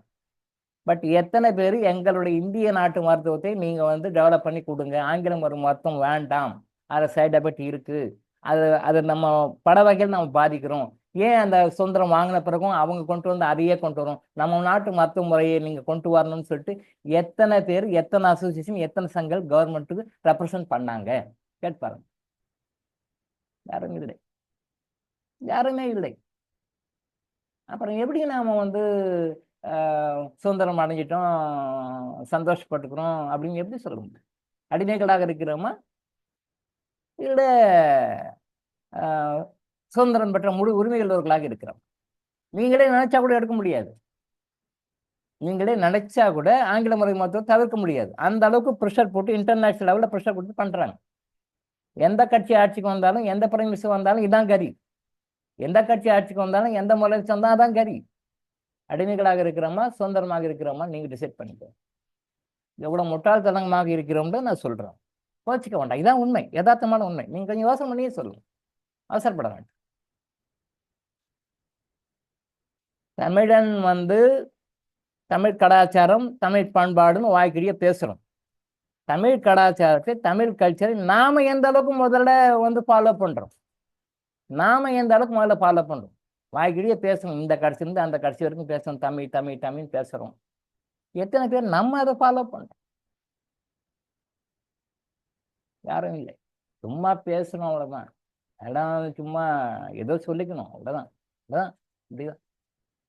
எப்படின்னா, இப்போ தமிழ் பண்பாடு, தமிழர்கள் வந்து பாரம்பரியம், தமிழ் பண்பாடு அப்படின்னு சொல்லி சொல்லிட்டு இருக்கோம். ரைட், ஓகே, தப்பு இல்லை. இப்போ நம்ம ஒன்ற உணவுகள் வந்து தமிழர் உணவை சாப்பிட்றோம், தமிழர் உணவை சாப்பிட்டுட்டு இருக்கோம். எத்தனை பேர் தமிழர் உணவு சாப்பிடும்? தமிழர் உணவுனா என்னன்னு தெரியுமா? அதுவே தெரியாது. இதை இப்போ நம்ம குரூப்ல இருக்கிற இந்த ஏஜோட ஸ்கோர்களுக்காக தெரியும். இப்போ இருக்கிற யங் ஜெனரேஷன் தமிழர் உணவுனா என்னன்னே தெரியாது. இட்லி பாருங்க, இன்னும் 5 வருஷத்துக்கு இட்லியே தெரியாது. இட்லின்னா என்ன, வாட் இஸ் இட்லின்னு கேட்பாங்க. இல்லைன்னா உணவு திருவிழாவில் வருஷத்துக்கு 2 தடவை எங்கன்னா வச்சு அங்கே போய் கையேந்தி போய் போவான். உணவு திருவிழாவுக்கு காசை கொடுத்து இட்லி வாங்கி சாப்பிடுவான். தமிழர் உணவு போயிடுச்சு. தமிழர் உணவு உலகத்தையே வழிகாட்டக்கூடிய உணவு. தமிழர்கள் உணவு உலகத்தையே வழிகாட்டக்கூடிய உணவு. உங்கள் உடம்புல இருக்கிற நோயை அக்கு வேறு அணி வேற பிரித்து வெளியே அனுப்பக்கூடிய உணவு, நோயே வராமல் தடுக்கக்கூடிய உணவு. தமிழர்கள் உணவு அப்படி. தமிழன் சாப்பாட்டு ராமன் அன்னைக்கு கூட சொன்னேன் இல்லையா, தமிழன் சாப்பாட்டு ராமன். நீங்கள் தமிழன் சாப்பாட்டு உணவு முறை நீங்கள் ஃபாலோ பண்ணி பாருங்க. ஒரு நாள் ஹாஸ்பிட்டலுக்கு போக மாட்டீங்க, ஹாஸ்பிட்டலுக்கே போகவே மாட்டீங்க. அப்படியே போனாலும் இப்போ படுற மாதிரிலாம் கஷ்டம்லாம் பட மாட்டீங்க, ரொம்ப சிம்பிளாக வந்துடுவீங்க. 99% போகவே மாட்டீங்க. 1% உங்களுடைய பேட் கர்மா நிறைய இருந்து ஸ்ட்ராங்காக இருந்து உங்களை ஹாஸ்பிட்டலுக்கு அனுப்பி செலவு பண்ண வைக்கணும், உங்களுக்கு செலவு ஆகணும் அப்படின்னு சொல்லிட்டு உங்களை அனுப்பிச்சி விட்டாலும் கூட அப்படி கொஞ்சம் லேபராக செலவு பண்ணிட்டு கர்மா சீக்கிரம் கழிச்சுட்டு டக்குன்னு வெளியே வந்துட்டீங்க. தமிழர் உணவு முறை நாம தமிழர்கள் எத்தனை பேர் ஃபாலோ பண்ணுறோம் சொல்லுங்க. நீங்கள் சாப்பிட்ற சாப்பாடு தமிழர் உணவு எவ்வளோ இருக்குது, தமிழர் அல்லாத மற்ற உணவுகள் என்ன இருக்கு? எங்கே போனாலும் பர்கர், பிஸா, மற்ற இதுதான் இருக்கு, எல்லாமே இருக்கு. பன்னீர்செல்வம் முதலமைச்சர் அந்த டைம்னு நினைக்கிறேன், பன்னீர்செல்வம் ஐயா வந்து சீஃப் மினிஸ்டர் அந்த டைம்னு நினைக்கிறேன். ஜல்லிக்கட்டுக்கு வந்து எனக்கு வந்து அது என்ன கவர்மெண்ட் கிட்ட இருந்து அங்கீகாரம் வாங்கி வரணும். ஜல்லிக்கட்டு பேன் பண்ணிட்டாங்க இல்லையா சென்ட்ரல் கவர்மெண்ட்ல. அப்போ ஜல்லிக்கட்டுக்கு வந்து கோர்ட்டில் கேஸை போட்டு அது எங்களுடைய பிறப்புரிமை, எங்களுடைய பண்பாடு, எங்களுடைய வரலாறு அப்படின்னு சொல்லிட்டு நிறைய பேர் அதை போராட்டம் பண்ணாங்க. அவரை வந்து பிளாக்கெல்லாம் பண்ணாங்க, கருப்பு கொடியெல்லாம் காட்டினாங்க. அப்புறம் இங்கே மெரினா பீச்சில், அப்புறம் எல்லா இடத்துலையும் தமிழ்நாடு முழுசும் நிறைய வந்து ஜல்லிக்கட்டு தமிழர்கள் பண்பாடு மீட்பு கழகம், தமிழர்கள் பண்பாடு உரிமை மீட்பு இயக்கம் அப்படின்னு சொல்லிட்டு நிறைய குட்டி குட்டி இயக்கங்கள்லாம் நிறையா இருந்து சென்னை ஃபுல்லாக, தமிழ்நாடு ஃபுல்லாக நிறைய இடத்துல எல்லாம் போராட்டம் பண்ணாங்க, உண்ணாவிரதம் இருந்தாங்க, நிறைய ரோட் ரோக்கெல்லாம் பண்ணாங்க, ரோட் பிளாக்கேஜ் எல்லாம் பண்ணாங்க, அது மாதிரிலாம் நிறைய பண்ணாங்க. அப்போ அவங்களுடைய கோஷம் என்ன அப்படின்னு சொல்லி சொன்னால், தமிழருடைய பண்பாடாகிய அந்த ஜல்லிக்கட்டை கொண்டு வர வேண்டும், ஜல்லிக்கட்டை வந்து பேன் பண்ணக்கூடாது அப்படின்னு சொல்லிட்டு அந்த பீட்டான்ற அமைப்பில் வந்து ஏதோ கோர்ட்டில் கேஸ் போட்டு பண்ணியிருந்தாங்க கூட, அதெல்லாம் உடச்சி வெளியே கொண்டு வரணும், தமிழ்நாடு அது எவிடன்ஸ் எல்லாம் கொடுத்து ப்ரூவ் பண்ணி கொண்டு வரணும் அப்படின்னு சொல்லி நிறைய போராட்டம் பண்ணாங்க. அப்போ அந்த டீமில் வந்து நானும் அப்படியே கொஞ்சம் போய் பார்த்தேன், நம்ம மக்கள் என்னெல்லாம் பண்ணுறாங்கன்னு போகும்போது நடந்தே போய் பார்த்தேன். இந்த பெப்சி, கொக்கோ கோலா அந்த ட்ரிங்க்ஸ் எல்லாம் நாங்கள் சாப்பிட மாட்டோம், நாங்கள் எல்லாம் யூஸ் பண்ண மாட்டோம், அந்நிய நாட்டு பொருட்களை யூஸ் பண்ண மாட்டோம், பெப்சி கொக்கோ கோலா குடிக்க மாட்டோம் அப்படின்னு சொல்லி அதையும் அந்த ஸ்லோகன்லாம் போட்டு நிறைய நோட்டீஸ் எல்லாம் கொடுத்தாங்க. இப்போ கூட இருக்குது, நான் ஃபைலில் வச்சுருக்கேன். அப்போ அந்த டைமில் வந்து ஜல்லிக்கட்டு போராட்ட அந்த நிறைய பேர், அது ஐடி பீப்புள்ஸ் ரொம்ப ரொம்ப தீவிரமாக இறங்கினாங்க. ஐடி பீப்புள்ஸ், ஐடி செக்டரில் இருக்கிறவங்கலாம் ரொம்ப தீவிரமாக, நான் மாநில செயலாளர், நான் மாநில பொறுப்பாளர் அப்படின்னு சொல்லிட்டு நிறைய அமைப்புகள்லாம் இறங்கி ஐடி பீப்புளும் ரொம்ப இன்வால்வ் ஆகி ரொம்ப பண்ணாங்க. அவங்க கொடுத்த ஒரு 7-8 நோட்டீஸ் நான் கலெக்ஷன் பண்ணியிருக்கேன். அந்த 7-8 நோட்டீஸும் இன்னும் ஃபைலில் பத்திரமா தான் வச்சுருக்கேன் நான். அவங்க என்னென்ன நோட்டீஸில் போட்டிருந்தாங்கன்றது வச்சுருக்கேன் நான். ஆனால் அந்த போராட்டம் நடந்தது, ஜல்லிக்கட்டு கொண்டு வந்துட்டாங்க. இப்போ இங்கே நம்ம எப்படி முட்டாள்தனமாக யோசிக்கிறோன்னு சொல்ல வரேன் நான். பழைய முறைகள் நிறைய இருந்தது, தமிழன் வந்து அப்பப்போ இது வேண்டாம் இது வேண்டாம் இது வேண்டாம் இது வேண்டாம்னு அப்டேட் பண்ணிட்டோம். பொதுவாகவே மக்கள் என்ன பண்ணுவாங்க, நல்லதை வந்து விட்டுருவாங்க, கட்டை கட்டியாக பிடிச்சிக்குவாங்க. ஜல்லிக்கட்டுன்றது வந்து அப்போ இருந்தது. அப்போ வந்து வேற பொழுதுபோக்கு எதுவும் கிடையாது, எந்த பொழுதுபோக்கும் கிடையாது, எந்த ஒரு என்டர்டெயின்மெண்ட் கிடையாது. அதனால் கொடுப்பேறின இளைஞர்கள், அடிப்படை தேவைகள் இல்லாத இளைஞர்கள், பணத்திமிரு உள்ள இளைஞர்கள் அந்த காளை மாட்டை போய் அடக்குனாங்க. இதுதான் ஹிஸ்ட்ரி. ஹிஸ்டரி. அந்த காளை மாட்டை போய் அடக்குனாங்க. யாரு? கொழுப்பேறின இளைஞர்கள், கட்டம் தெரியாத இளைஞர்கள், குடும்பத்துக்கு ஒரு பொறுப்பு இல்லாத, இவங்க தான் சம்பாதிச்சு கொடுக்கணும் அப்படின்னு டிபெண்டன்ஸ் இல்லாத இளைஞர்கள், பணத்தினுள்ள இளைஞர்கள் காளை மாட்டை போய் அடக்குனாங்க. அந்த காளை மாட்டை அடக்குனது அப்போ அது ஒரு ஹாப்பியா இருந்தது, பொழுதுபோக்கா இருந்தது. இப்ப நம்ம எல்லாத்துலயும் டெவலப் ஆயிட்டோம், எல்லாத்துலயும் முன்னுக்கு வந்துட்டோம், எல்லாத்துலயும் ஹை லெவலுக்கு வந்துட்டோம். இன்னமும் எதுக்கு அந்த ஜல்லிக்கட்டை பிடிச்சிட்டு இருக்கிறீங்க? எதுக்கு பிடிச்சிட்டீங்க? உங்க வீரத்தை போய் அந்த மாட்டுக்கிட்ட போய் எதுக்கு காட்டுறீங்க? அது வாயிலா ஜீவன். அதுகிட்ட போய் அதை அடக்கி என்ன பண்ண போறோம்? என்ன சாதிக்க போறோம்? என்ன சாதிக்க போறோம்? அந்த ஜல்லிக்கட்டு மாட்டுக்கிட்ட போய் அதை பிடிச்சி அடக்கி இவர் என்ன பண்ண போறாரு? நம்ம சாதிக்க வேண்டியது, நம்ம அடக்க வேண்டியது நிறைய இருக்கு. நம்ம லைஃப்ல நாம சாதிக்க வேண்டியது, நம்ம அடக்க வேண்டியது நிறைய இருக்கு. அத்தை அடக்குங்கன்னா அதை விட்டு அந்த ஜல்லிக்கட்டை போய் அடக்குறாங்களா? ஓகே, அரசியல் கட்சிகள் சப்போர்ட் பண்ணாங்க, நிறைய கட்சிகள் சப்போர்ட் பண்ணாங்க, நிறைய தமிழர் அமைப்புகள் சப்போர்ட் பண்ணாங்க, இளைஞர்கள்லாம் இறங்கி வந்தாங்க, students, college students, school students எல்லாம் வந்தாங்க, போராட்டக்களம் ஒரே அமக்களமா இருந்த தமிழ்நாடு அப்போ. Right, okay. அப்போ இந்த ஜல்லிக்கட்டுக்காக போயிட்டு அந்த ஜல்லிக்கட்டு வீரர்கள்லாம் இருக்கிறாங்க இல்லையா, அந்த ஜல்லிக்கட்டு வீரர்கள் வந்து ஒரு வருஷமும் இறக்குறாங்க. நம்ம பேப்பர்ல பார்க்கணும். ஒரு மாசமும் அந்த தை மாசத்துல இருந்து, தை மாசி மாதங்கள், தமிழ் மாதங்கள்ல தை மாசத்துல வரும். ஜல்லிக்கட்டு வீரர் இப்படி மாடு முட்டி இறந்துட்டார், இப்படி மாடு முட்டி இறந்துட்டார், அப்படி மாடு முட்டி இறந்துட்டார், இப்படி மாடு முட்டி இறந்துட்டார், ஒரு வருஷம் வரும். ஜல்லிக்கட்டு ஜல்லிக்கட்டுன்னு சொல்லி ஜல்லிக்கட்டு தமிழர் பெருமைன்னு சொல்லி சொன்னீங்களே, எவ்வளோ தமிழ் பெருமையெல்லாம் அதெல்லாம் விட்டுட்டீங்க. எதை தேவையில்லை அதை கெட்டியா பிடிச்சிக்கிட்டீங்க. தமிழர் பெருமை சொல்ல வேண்டிய விஷயம் 1000 விஷயம் இருக்கு. அதை கண்டுக்கிறதே இல்லையா, அதை பற்றி நினைக்கிறதும் கிடையாது. ஆனால் அதை விட்டுட்டு ஜல்லிக்கட்டை பிடிச்சிட்டாங்க. டெல்லி கவர்மெண்ட் வரைக்கும் ஃபைட் பண்ணி, சுப்ரீம் கோர்ட் வரைக்கும் போராடி, கவர்மெண்ட்டையும் விடலை இவங்க. கவர்மெண்ட்டுக்கும் ப்ரெஷர் கொடுத்து கவர்மெண்ட்டையும் போராட வச்சு பர்மிஷன் வாங்கிட்டாங்க. வாங்கி கொடுத்துட்டீங்க, ரைட், ஓகே. அப்போ அந்த ஜல்லிக்கட்டுல நிறைய பேர் இறந்து போயிடுறாங்க, வருஷம் இறக்குறாங்க. மாடு முட்டி இளைஞர் சாவு, மாடு முட்டி இளைஞர் சாவு, மாடு முட்டி இளைஞர் சாவு. நீங்க இந்த தை மாசம் மாசி மாசத்துல பொங்கலுக்கு பிறகு பாருங்க, வரும். குறைஞ்சபட்சம் ஒரு வருஷத்துக்கு 10-15 பேராக இறக்குறாங்க, 10-15 பேராக இறக்குறாங்க. இப்போ அந்த 10-15 பேர் உங்க தமிழர் பெருமையை காப்பாற்ற, தமிழருடைய பண்பாட்டை காப்பாற்ற, தமிழக வரலாற்றை காப்பாற்ற இறந்து போயிட்டாங்களே, அவங்களுக்கு இந்த உஸ்வேத்தி விட்டாங்க பாத்தீங்களா? தமிழர் பண்பாடு, தமிழர் வரலாறு, தமிழர் மானம், தமிழர் மரியாதை, தமிழர் பண்பாடுன்னு சொல்லி உஸ்வேத்தி விட்டாங்க இல்லையா?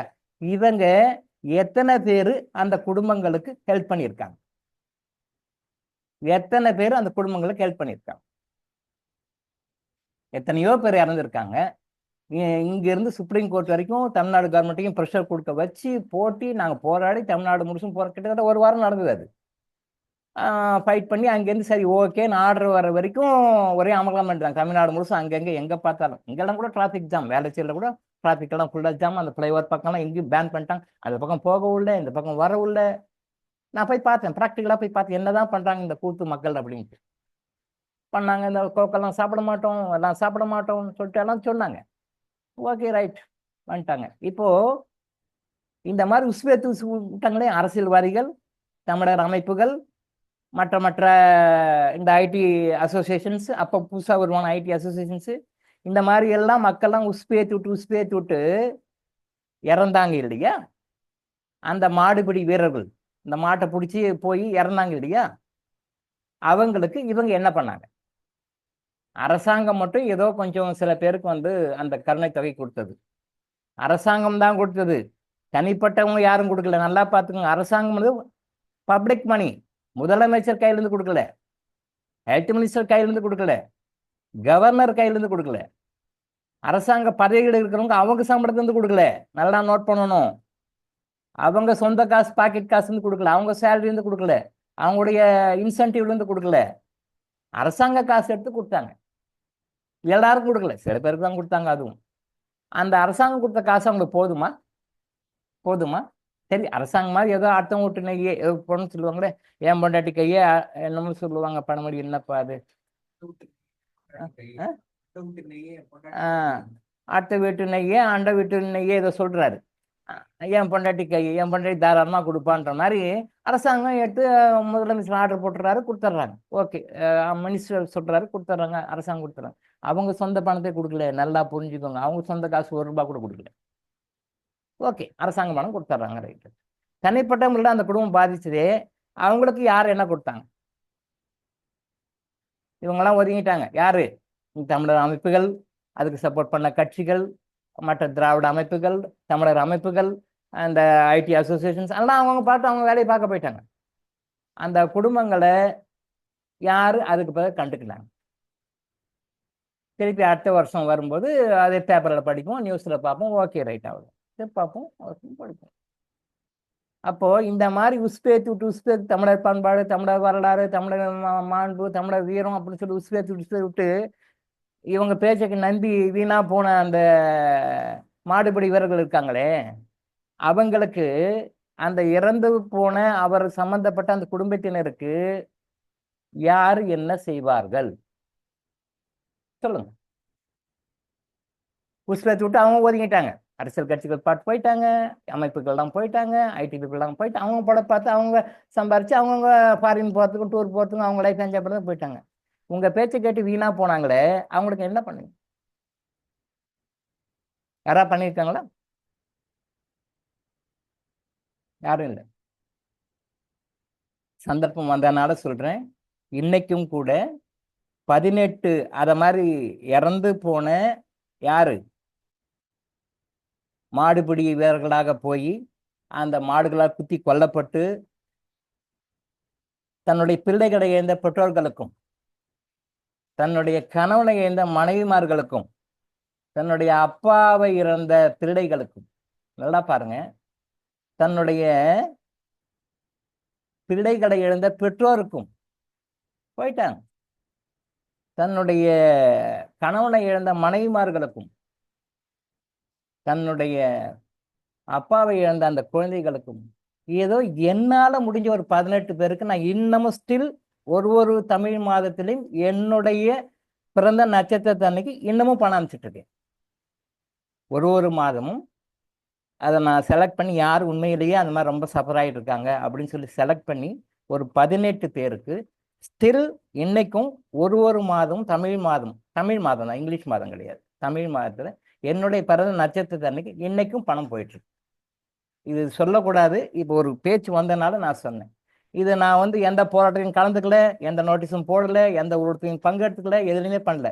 பட் நான் செய்கிறேன். அதை இது செய்யக்கூடாது, பட் இந்த இடத்துல வந்ததுனால உங்களுக்கு கம்பேரிசனுக்காக சொன்னேன். நான் செய்கிறேன், நான் இது சம்மந்தமே இல்லாத ஆள், நான் இதெல்லாம் இந்த ஜல்லிக்கட்டெல்லாம் ஆதரிக்கிற ஆள் கிடையாது, அதுக்கு எகென்ஸ்டான ஆள் நான். அது தப்பு, அந்த சிஸ்டம் தப்பு, அது பண்ணக்கூடாது, அந்த வாயில்லா ஜீவனை நான் போய் அடக்கக்கூடாது. அதை அடக்கி நம்ம என்ன பண்ண போகிறோம்? அது என்ன சாதிக்க போகிறோம்? அதனால அதுக்கு என்ன நன்மை, நமக்கு என்ன நன்மை? அதை அடக்கிட்டனால நமக்கு என்ன நன்மை? அதை அடக்கிட்டனால அதுக்கு என்ன நன்மை? நமக்கும் கஷ்டம், அதுக்கும் கஷ்டம், அதுவும் கர்மா தான். அதை இழுத்து பிடிச்சி போடுற கர்மா அதுக்கும் கர்மா தான், நமக்கும் கர்மா தான். அந்த நெகட்டிவ் கர்மா நம்மளுக்கு பாதிக்கும். அதை பற்றி பேசினா பின்னாடி பேசலாம். மாடு முட்டி இறந்தான்னு பார்ப்போம் இல்லையா? அவங்களுக்கு கிளியர் வாய்ஸில் பார்த்தோன்னா அந்த மாட்டுக்கும் அவருக்கும் ஏதாவது பிரச்சனை இருந்திருக்கும், அது கிளியர் வாய்ஸை பார்த்தா தெரியும். பாம்பு கடிச்சு இறந்தாங்க இல்லையா? அந்த பாம்புக்கும் இவருக்கும் பாஸ்ட் டைப்பில் கனெக்ஷன் இருக்கும், அது கடிச்சிட்டு போகுது. நாய் கடிச்சு இறந்தார் அப்படின்னா அந்த நாய்க்கும் அவருக்கும் பாஸ்ட் லைஃப்ல கனெக்ஷன் இருக்கும். கனெக்ஷன் இல்லாமல் அந்த நாய் கடிக்காது. எத்தனையோ நாய் இருக்கு, அந்த நாய் ஏன் உங்களை கடிக்கணும்? அது பெரிய சப்ஜெக்ட், அது இன்னொரு நாளைக்கு பேசுவோம். நாய் சமாச்சாரத்தில் இன்னொரு நாள் பேசுவோம். நாங்கள் இருக்கிற விஜிபி சரணாகிரி ஏரியாவில் அது பெரிய டிபேட்டாக போயிட்டு இருக்கு. அதை ரெஃபர் பண்ணி ஒரு நாளைக்கு பேசுவோம், இன்னொரு நாளைக்கு பேசுவோம். கர்மாவை லிங்க் பண்ணி தான் பேசுவோம். அதற்கான கர்மா பற்றி நான் எதுவும் பேச மாட்டேன். அந்த கர்மா லிங்க் எதை பேசினாலும் கர்மா லிங்க்ல தான் பேசுவேன். ஒரு நாய் கடிக்குதுன்னா கூட பூர்வ ஜனத்தில் உங்களோட சம்மந்தப்பட்ட நாய் தான் கடிக்கும்.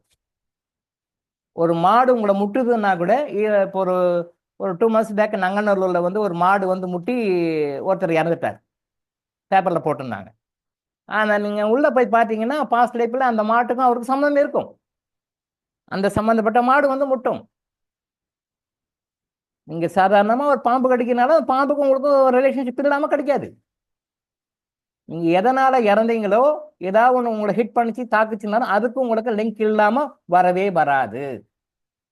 எத்தனையோ நாய் இருக்கு, அந்த நாய் ஏன் உங்களை கடிக்கணும்? எத்தனையோ பாம்பு இருக்கு, அது ஏன் உங்களை கடிக்கணும்? எத்தனையோ மாடு இருக்கு. அந்த மாடு ஸ்பெசிஃபிக்காக ஏன் வந்து அந்த ஸ்பெசிஃபிக்காக அந்த பர்சனை அடிக்கணும்?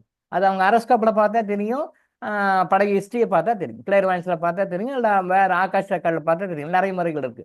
அந்த முறையில் பார்த்தா அந்த லிங்க் தெரியும். இது ஜாதகத்தில் ரொம்ப டீப்பாக இருக்கும். அது உள்ள அது நிறைய போகணும், உள்ள டீப் லெவலில் போகணும். D1 to D60 லெவலில் நவாம்சத்தில் உள்ள போய் அது உள்ள சப்ஜெக்டில் போய் பார்த்தா கரெக்டாக கண்டுபிடிக்க முடியும். ஒருவர் எதனால் சாவார், எதனால் தாக்கப்பட்டு சாவார்னு எடுக்க முடியும். ஒரு மாடு மட்டும் இறக்குறாரு, ஒருத்தர் எப்படி இறக்குறாரு, எப்படி இறப்பாருந்தோ ஒருத்தர் ஜாதகத்துல எடுக்க முடியும். ஒருத்தர் எப்படி எந்த சூழ்நிலை எப்படி இறப்பாருந்தோ ஜாதகத்துல எடுக்க முடியும். எடுத்து சொல்லக்கூடியதுல இன்னைக்கு யாருமே இல்லை. ரொம்ப ரொம்ப ரேர், ரொம்ப ரொம்ப ரேர். அப்படி இருக்கிறவங்க போர்டு போட்டு பந்தாலாம் பண்ணிக்க மாட்டாங்க. ரொம்ப சிம்பிளா இருக்கிற இடம் தெரியாம மாதிரி இருப்பாங்க. எதுக்கு சொன்னேன்னா, இப்போ அந்த ஒரு 18 ஃபேமிலிஸ்க்கு நான் கொடுக்குறேன். என்னுடைய பர்த்டேல அந்த பிறந்த கிழமையில நான் கொடுக்குறேன். இங்க பர்த்டேன்னு சொல்லி வரும்போது இன்னொரு விஷயம் ஞாபகத்துக்கு வருது. சுதந்திரம் அடைவதற்கு முன்பு வரைக்கும் தமிழர்கள் வந்து தமிழர்கள் நாட் ஒன்லி தமிழர் இந்தியன்ஸ், தமிழர்கள் நம்ம ஸ்பெசிஃபிக்காக எடுத்துக்குவோம். பிறந்த நாள் கொண்டாடினா ஒரு தமிழ் மாதத்துலையும் அவங்க எந்த மாதத்துல பிறந்தாங்களோ அந்த மாதத்துல நட்சத்திரம் தான் கொண்டாடினார்கள். அப்படித்தான் கொண்டாடினார்கள், அப்படித்தான் கொண்டாடணும். நாம் என்ன நட்சத்திரத்துல பிறந்திருக்கிறோமோ அந்த பிறந்த நட்சத்திரம் அன்னைக்கு தான் அதை கொண்டாடணும். ஆனா இன்னைக்கு அதை விட்டுட்டு இங்கிலீஷ்காரனுக்கு அவனுக்கு தெரியாது, அவனுக்கு இதை பத்தி தெரியாது. நாம ரொம்ப அட்வான்ஸ்டு ஆசீர்வதிக்கப்பட்ட மக்கள். ஒரு வகையில சொன்னா அவங்க சபிக்கப்பட்ட மக்கள். அது சொன்னா ரொம்ப தேவையில்லை, விளக்கம் சொல்லணும்னா சுருக்கமா சொல்றேன், அவ்வளவுதான். அதுக்கு ரொம்ப ஒவ்வொரு நாளா சொல்ல மாட்டேன். ஒரு வகையால சபிக்கப்பட்ட மக்கள் அவங்க. ஆனால் அவங்களுக்கு தெரியாது. நம்ம ஆசீர்வதிக்கப்பட்ட மக்கள். நம்ம ஆசீர்வதிக்கப்பட்ட மக்கள் சபிக்கப்பட்ட மக்கள் கிட்ட இருந்து கத்துக்கிட்டு வரோமே, தப்பு தானே? அவங்களுக்கு தெரியலனால அவங்க இங்கிலீஷ்ல பர்த்டே கொண்டாடுறாங்க. அவங்க பிறந்த நாள்ல அவங்க பர்த்டே கொண்டாடுறாங்க. அவங்க இறந்த நாள்ல அவங்க பர்த்டே அந்த அந்த நாளை கொண்டாடுறாங்க. அந்த டெத் ஆனிவர்சரின்னு கொண்டாடுறாங்க. அந்த பண்டிகைகள் கொண்டாடினா குறிப்பிட்ட நாள்ல அந்த இங்கிலீஷ் கேலண்டர் டேட்டு என்ன வருதோ அது அவங்க சதிக்கப்பட்ட மக்கள். நம்ம ஆசீர்வதிக்கப்பட்ட மக்கள் எப்படி செய்யணும்? நம்ம பிறந்த நட்சத்திரத்தை அன்னைக்கு நாம அதை வந்து கொண்டாடணும். அதுதான் பலன் அதிகம். அதுதான் அன்னைக்கு நீங்க ப்ரே பண்றது, அன்னைக்கு கிடைக்கிற டிவைன் கிரேஸ். நீங்க நீங்க உங்க கர்மாவை பேலன்ஸ் பண்ணி பாசிட்டிவ் கர்மா கொண்டு வரதுக்கு நிறைய விஷயங்கள் நடக்குது. அந்த முறைப்படி நீங்க செய்யணும். நீங்க அன்னைக்கு தான தர்மம் அன்னைக்கு செய்யணும். நீங்க கோயில்ல போய் வழிபடுறீங்கன்னா அன்னைக்கு செய்யணும். நீங்க அன்னைக்கு செய்ய வேண்டிய விஷயமெல்லாம் அன்னைக்கு செய்யணும். நீங்க அதை விட்டு அவனை மாதிரி நீங்க இங்கிலீஷ் டேட்டை போய் கொண்டாடிட்டு இருக்கிறீங்க. இது அடிமை தானே? நம்ம சுதந்திரம் அடைஞ்சிட்டோமா? எப்படி நம்ம சொல்லிக்கிறோம் சுதந்திரம் அடைஞ்சிட்டோம்னு? இது சுதந்திரம் அடைஞ்சோமா? நம்ம சுதந்திரம் அடைஞ்சோம்னா அதோட அந்த சுட்டி திருப்பி நம்ம ட்ரெடிஷன் படி தானே வரணும். இன்னைக்கு வரைக்கும் நம்ம ஆட்கள் நிறைய பேர் இங்கிலீஷ் டேட் தானே கேலண்டர் டேட் கொண்டாடுங்க. அதில் என்ன படம்? ஒண்ணுமே இல்லை, வேஸ்ட். அது கொண்டாடாமே இருக்கலாம். இறந்த நாள் கொண்டாடுறாங்க, டெத் ஆனிவர்சரி கொண்டாடுறாங்க, இந்த நாளில் கொண்டாடுறாங்க, இந்த நாளில் கொண்டாடுறாங்க. நம்ம அப்படி கொண்டாடக்கூடாது. நம்ம அந்த இறந்த திதி இருக்கு இல்லையா, இறந்த போது அந்த திதியை கும்பிடணும். அந்த திதி அன்னைக்கு தான் கும்பிடணும். கருணாநிதி 6ஆம் தேதி இறந்தாருன்னா 6ஆம் தேதி கும்பிடக்கூடாது. எம்ஜிஆர் ஏதோ டேட்ல இருந்தா அந்த டேட்ல கும்பிடக்கூடாது. ஜெயலலிதா அம்மா ஒரு டேட்ல இருந்தாங்கன்னா அந்த டேட்ல கும்பிடக்கூடாது. அப்படி இல்லை. அந்த தமிழ் மாதத்துல எந்த தேதியில, தமிழ் மாதத்துல எந்த திதின்னு ஒன்று வரும், அந்த திதியில தான் அவங்களுக்கு வந்து அந்த இவங்க செரிமனி பண்ணணும். அதுதான் ஏர்வையாகும், அதுதான் போய் சேரும். அதை விட்டு இங்கிலீஷ் டேட்ல வச்சு நான் இறந்த நாள் கொண்டாடுறேன், இங்க பிரார்த்தனை பண்றேன்னா ஒன்றும் வேலைக்கு ஆகுது. அங்கே போய் ஒன்றும் சேர, நீ கும்பிட்டுக்கலாம், அங்கே ஒன்றும் சேராது. அதனால அவங்களுக்கும் எந்த பெனிஃபிட் இல்லை, உங்களுக்கும் எந்த பெனிஃபிட்டும் இல்லை. ஸோ இறப்பு அப்படின்னு சொல்லிச்சுன்னா திதியில கும்பிடணும். திதியில தான் அதுக்குண்டான விஷயங்களை செய்யணும், ப்ரே பண்ணணும், மற்ற அஞ்சலி செலுத்துறது, மற்ற என்ன பண்ணணுமோ அதெல்லாம் அந்த திதியில தான் செய்யணும். பிறந்த நாள்னு சொன்னா பிறந்த நாள்ல தான் அதை செய்யணும். பிறந்த நாள்ல செய்யறதுக்கு பலன்கள் அதிகமா இருக்கு. நாம செய்யறது அதிகமாக இருக்கும். நான் வந்து இந்த 18 பேருக்கு இந்த மாடுபிடி வீரர்கள் இறந்துட்டாங்களே, அவங்களுக்கு நான் கொடுக்குறேன் அப்படின்னு சொல்லி சொன்னா நான் வந்து என்னோட கடமையாக நினைச்சு கொடுக்குறேன். கடவுள் எனக்கு கொடுத்துருக்காரு, அது கொடுக்க வேண்டிய கடமை. அது வந்து கடமை. அது நான் வந்து இது போட்டா எனக்கு குட்கர்மா கிடைக்கும், இது போட்டா எனக்கு ஆசீர்வாதம் கிடைக்கும், இது போட்டா எனக்கு வந்து வேற வேற பெனிஃபிட்ஸ் கிடைக்கும் ஃபியூச்சர்ல. ஆனால் அதெல்லாம் எதிர்பார்த்து கொடுக்கல. அது என்னுடைய கடமையாக நினைத்து கொடுக்குறேன். ஆனால் இது யாரும் இதை முன்னெடுத்து இவங்களை உஸ்பேத்தி விட்டு இவங்களை பண்ணவங்க யாரும் கண்டுக்கல. பட் அதை செலக்ட் பண்ணி ரொம்ப சஃபர் ஆகிட்டு கவர்மெண்ட்டோ மற்ற அமைப்புகளோ யாரும் கண்டுக்காம விட்டு அந்த மக்களுக்கு நாம கொடுக்கணும். தன் பிள்ளையை இழந்த பெற்றோர்களுக்கும், தன்னுடைய கணவனை இழந்த மனைவிமார்களுக்கும், தன்னுடைய அப்பாவை இழந்த அந்த குழந்தைகளுக்கும் என்னால என்ன முடியுமோ. ராமர் வந்து பாலம் கட்டும் பொழுது அணில் போய் ஒரு சர்வீஸ் பண்ணுச்சு இல்லையா? தெரியும். ராமாயணம் படிச்சவங்களுக்கு தெரியும். ராமர் பாலம் கட்டுறாரு, அதுக்கு அணில் என்ன பண்ணும்? அதையும் அதனால முடிஞ்சு கொஞ்சம் சர்வீஸ் பண்ணுச்சு. அதனால சில என்ன முடியுமோ அது செஞ்சு, அது மாதிரி என்னால எனக்கு என்ன முடியுமோ, எனக்கு என்ன இறைவன் கொடுத்தாரோ அதை என்னால என்ன செய்யுமோ அதை நான் செஞ்சு தருவேன். எத்தனை பேர் செய்யறாங்க? இது எதனால வருது? இந்த இந்த துக்கம் துயரம் எதனால வருது? நாம சுதந்திரம் வாங்கிட்டோம் நினைச்சுக்கிட்டு, சுதந்திரம் வாங்கினதா நினைச்சுக்கிட்டு சுதந்திரம் வாங்காம அடிமையாவே இருக்கிறதுனால வருது. இது எத்தனை பேர் இதெல்லாம் செய்யும்? செய்யுது. லஞ்சம் இருக்கு. ஆங்கிலேயர் காலத்துல அவ்வளவா லஞ்சம் வாங்கின மாதிரி எனக்கு ஒன்றும் தெரியல. எனக்கு தெரிஞ்ச வரைக்கும் ஆங்கிலேயர்கள் லஞ்சம் வாங்கினாங்க அப்படின்னு நான் எதுவும் கேள்விப்படலை. எனக்கு தெரிஞ்ச எதுவும் டாக்குமெண்ட்ரி எவிடன்ஸ் எதுவும் இல்லை. ஆனா இன்னைக்கு லஞ்சம் வாங்காத இடமே இல்லை அப்படின்ற மாதிரி உங்களுக்கு எல்லாமே தெரியும். லஞ்சம் இல்லாத இடம் அங்கிங்கேனாதபடி எங்கும் நிறைந்திருக்கின்ற இறைவன்ற மாதிரி, அங்கிங்கேனாதபடி எங்கும் நிறைந்திருக்கின்ற லஞ்சம், அது எல்லாருக்குமே தெரிஞ்ச விஷயம்தான். நான் ஏற்கனவே பல வீடியோஸ்ல சொல்லியிருக்கேன். லஞ்சம் கொடுக்கறது தப்பு, வாங்குறது தப்புன்றது போய் வாங்கின காசுக்கு வேலை செஞ்சு கொடுத்துட்றான்ப்பா அப்படின்னு சந்தோஷப்படுற அளவுக்கு நாம டெவலப் ஆயிருக்கோம். லஞ்சம் கொடுக்கறது வாங்குறது தப்புன்றதெல்லாம் அது விட்டுட்டோம், அதெல்லாம் இல்லை. இப்போ கொடுத்த காசுக்கு வேலை செஞ்சு கொடுக்குறான்ப்பா, எதை ஏமாத்தாம கொடுத்த காசுக்கு எதை வேலை செஞ்சு கொடுக்குறான்ப்பா அப்படின்னு நம்ம சந்தோஷப்படுற அளவுக்கு நம்ம நேச்சரை டெவலப் பண்ணியிருக்கிறோம். அப்ப நம்ம எப்படி சுதந்திரம் அடைஞ்சிட்டோம்னு சந்தோஷப்படுத்த முடியும்? இங்கிலீஷ்காரன் இருக்கும்போது லஞ்சம் இல்லை, நம்ம ஆளு நம்மளே ஆளும் பொழுது லஞ்சம் இருக்கிறது. லஞ்சம் இல்லாத எங்கேயுமே இல்லை. அடிப்படை தேவைகளை பூர்த்தி செய்யறதுக்கு கூட லஞ்சம் கொடுக்கணும். அப்ப நாம எப்படி சுதந்திரம் அடைஞ்சிட்டோம் அப்படின்னு சொல்லிட்டு பெருமையா காலத்தை கொடுக்க முடியும்? யோசனை பண்ணி பாருங்க. டாக்ஸ் ஆங்கிலேயர்கள் இருந்தபோது நம்ம கட்டபொம்மன், வீரபாண்டி கட்டபொம்மன் வசனம் பேசுற இல்லையா? அது சினிமாவில் வாழ்ந்த கதை. அவரு என்ன பேசினாரு நமக்கு தெரியாது. பட் சிவாஜி கணேசன் பேசுறாரு, அவர் எழுதி கொடுத்த வசனம் பேசுறாரு. வரி, வட்டி, வானம் பொழிகிறது, பூமி விளைகிறது, உனக்கேன் கட்ட வேண்டும் வரி, உனக்கேன் நான் கொடுக்கணும் கிஸ்தி அப்படின்னு சொல்லிட்டு டைலாக் எல்லாம் வரும். அது சினிமா டைலாக்கு. அவர் அப்படி கேட்டாரே இல்லையா நமக்கு தெரியாது. அவரை கூப்பிட்டு பேசினா தெரியும். பட் ஆனால் அவர் இன்னும் மறுபிறவி எடுக்கல, இன்னமும் இருக்கார். அவர் இன்னும் மறுபிறவி எடுக்கல. அவர் இன்னமும் அந்த ஆங்கிலேயருக்கு மேலே அவ்வளோ வெறிகள் இருக்கார். இன்னமும் அவர் ரொம்ப வெறிகள் இருக்காரு. அவர் இன்னும் மறுபிறவி எடுக்கல. அவர் கூப்பிட்டா ரொம்ப ஆக்ரோஷமாக வந்து பேசுவார். தெலுங்குல தான் பேசுவார். அவர் வந்தா தெலுங்கு நிறைய பேசுவார். அவர் தமிழை விட தெலுங்கு நிறைய பேசுவார். ரொம்ப வெறியா பேசுவார். அவர் இன்னும் மறுபிறவி எடுக்கல, உயிரோட தான் இருக்காரு. சாரி, ஆவியல் கூட இருக்காரு. அப்போ அந்த வீரபாண்டி கட்டபொம்மன் பேசின வசனம் தான் நமக்கு வரும், உனக்கேன் கட்ட வேண்டும் வரி. இந்தியாவில் மற்ற கண்ட்ரியை கம்பேர் பண்ணும்போது இந்தியாவோட தான் வரி விகிதம் அதிகம். இந்தியாவோட தான் வரி விகிதம் ரொம்ப ரொம்ப அதிகம். ரொம்ப ரொம்ப அதிகம் வந்து இந்தியாவில் தான். அதே மாதிரி நம்பர் ஆஃப் டேக்ஸும் இந்தியாவில் தான் அதிகம்.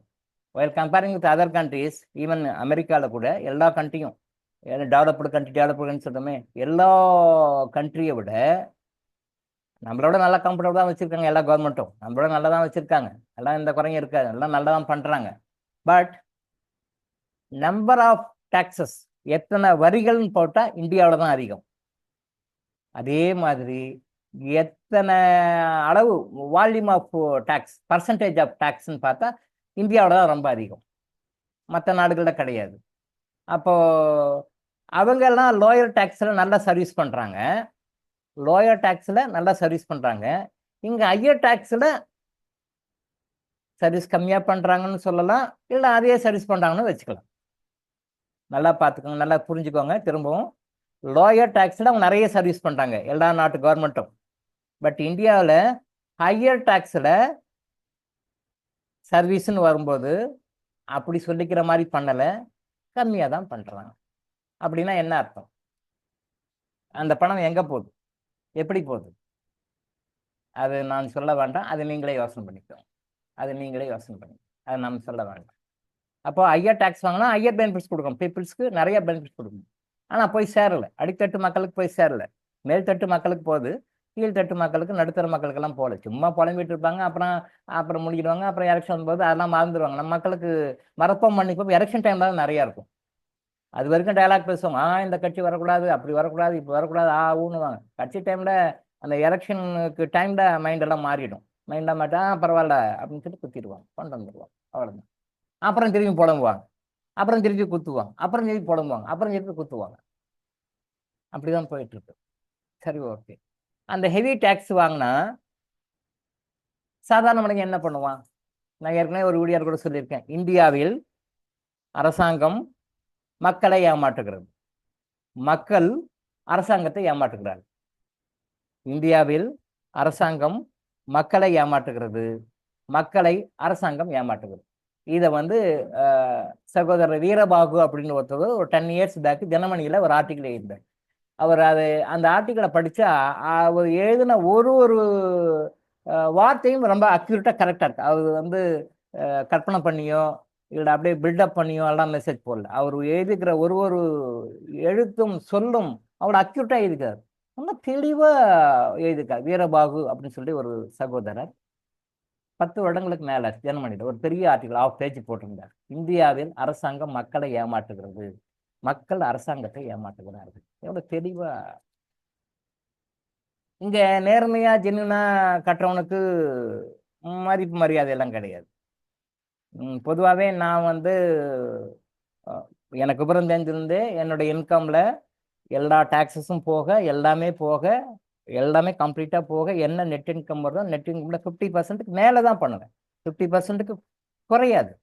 கணக்கெல்லாம் போட மாட்டேன். கணக்கு போட்டு 50% மேலே தான் சேரிட்டி பண்ணுவேன். எனக்கு விவரம் தெரிந்தது என்னுடைய குருமார்கள் சித்தர்கள் சொன்னதுனால அன்னையிலிருந்து சோப் கம்பெனி ஆரம்பிச்சிருந்து இன்னைக்கு வரைக்கும் அப்படிதான் பண்ணுறேன். நிறைய பேர் எனக்கு வச்ச பேர் படைக்க தெரியாதவர், இளிச்சவாயர். படைக்க தெரியாதவர் இளிச்சவாயர். என்ன இந்த மாதிரி என்ன இருக்கிற பணத்துல அப்படி இப்படியே கட்டுறாரு, அப்படி இப்படியே காட்டுறாரு, எதுவும் கணக்கெல்லாம் வைக்க மாட்டோம். நிறைய பேர் பர்ச்சேஸ்க்கெல்லாம் நான் கம்பெனிக்கெல்லாம் போகும்போது சோப் கம்பெனி ரா மெட்டீரியல்ஸ் வாங்க போகும்போது ஈவன் எக்ஸ்போர்ட் கூட சில குட்ஸ் எல்லாம் வாங்க போகும்போது நிறைய மார்வாடிஸ் மற்றவங்களாம் சொல்லுவாங்க, ஏ அக்கௌண்ட்டா பி அக்கௌண்ட்டான்னு கேட்பாங்க. ஏ அக்கௌண்ட்டா பி அக்கௌண்ட்டான்னு கேட்பாங்க. அது என்ன சார் ஏ அக்கௌண்ட்டு பி அக்கௌண்ட்டுன்னு? ஏ அக்கௌண்ட்டுன்னா அது நம்ம பர்சனல் மேட்ரு, நம்ம பிஸ்னஸே வேற. அது பி அக்கௌண்ட்னா கணக்கில் காட்டுறது, கவர்மெண்ட் கணக்கு காட்டுறது. ஓ, இப்படி ஒன்று இருக்கா அப்படின்னு கேட்டேன். நல்லா பாருங்க, ஏ அக்கௌண்ட்டில் பில் பண்ணணுமா பி அக்கௌண்ட்டான்னு கேட்டார் என்கிட்ட. என்ன சார் வித்தியாசம்னா, சார் ஏ அக்கௌண்ட்டுன்னா அது கணக்கிலே போடாது சார், கணக்கிலே வராது. அது நான் கொடுக்குறதும் தெரியாது, நீங்கள் வாங்குறதும் தெரியாது. நீங்கள் கொடுக்குறதும் சரி வாங்குறதும் சரி, ரெக்கார்டே கிடையாது. உங்களுக்கு கொஞ்சம் ரேட் கம்மியாக வரும், ரேட் கம்மியாக வரும். பி அக்கௌண்ட்னா டேக்ஸ் போடுவோம், டேக்ஸ் போட்டால் அது கணக்கில் வரும். அது கவர்மெண்ட்டுக்கு அவங்க கொடுக்கணும், உங்களுக்கும் நாங்கள் ரிசிப்ட் கொடுப்போம். உங்களுக்கு ரிசிப்ட் கொடுப்போம், அங்கே கவர்மெண்ட்டு கணக்கு காட்டுவோம், அங்கே டேக்ஸ் ஒன்றும் பண்ண முடியாது. அதில் எங்களுக்கும் ப்ராஃபிட் கம்மியாக தான் கிடைக்கும். அதனால் பி அக்கௌண்ட்டில் போடணுமா ஏ அக்கௌண்ட்டை பண்ணணுமா சொல்லுங்கள். நாங்கள் ஏ அக்கௌண்ட் நிறைய பேர் கேட்பாங்க, நீங்கள் ஏ அக்கௌண்ட்டை போடுங்க அப்படின்னு சொல்கிறீங்களா பி அக்கௌண்ட்டை போட்டிங்கன்னு சொல்லுவீங்களா? இல்லை நீங்கள் பி அக்கௌண்ட்டே போட்டுருங்க. நான் மேலே கீழே பார்ப்பேன், இன்னும் இந்த காலத்து இப்போ பைத்தியம் இருக்க புடைக்கா தெரியாம மனுஷன் இப்படின்னு அவர் மனசுக்குள்ள நினைப்பார். சில பேர் ஓப்பனாகவே கேட்டிருக்காங்க, சில பேர் மனசுக்குள்ள நினைப்பாங்க, மைண்ட் வாஷ் நமக்கு தெரியும். என்ன இந்த காலத்துக்கு இப்படி ஒரு புடைக்க மனுஷனாகிற, நான் சொல்கிறேன் ஏ அக்கௌண்ட் பி அக்கௌண்ட்டு, ஏ அக்கௌண்ட்டில் வாங்கிக்கியா, அது நம்மளுக்குள்ளே போகும், பில்லு வராது, நீங்கள் சரக்கு எடுத்துக்கோ, இப்போ ரேட்டு வந்து இவ்வளோ % குறையுது, டாக்ஸ் எது போய் கட்டுற, நீ குறைச்சிக்கோ அப்படின்னு நான் சொல்கிறேன். கேட்காத பைத்தியக்காரனாட்டம் நீங்கள் வந்து பில்லை போடுன்றீன்னு. வேண்டாம் வேண்டாம் நீங்கள் பில்லே போடுங்கன்னு சொல்லிட்டு பில் வாங்க. கரெக்டாக பில்லை போட்டு இன்றைக்கி வரைக்கும் நான் பி அக்கௌண்ட் தான்.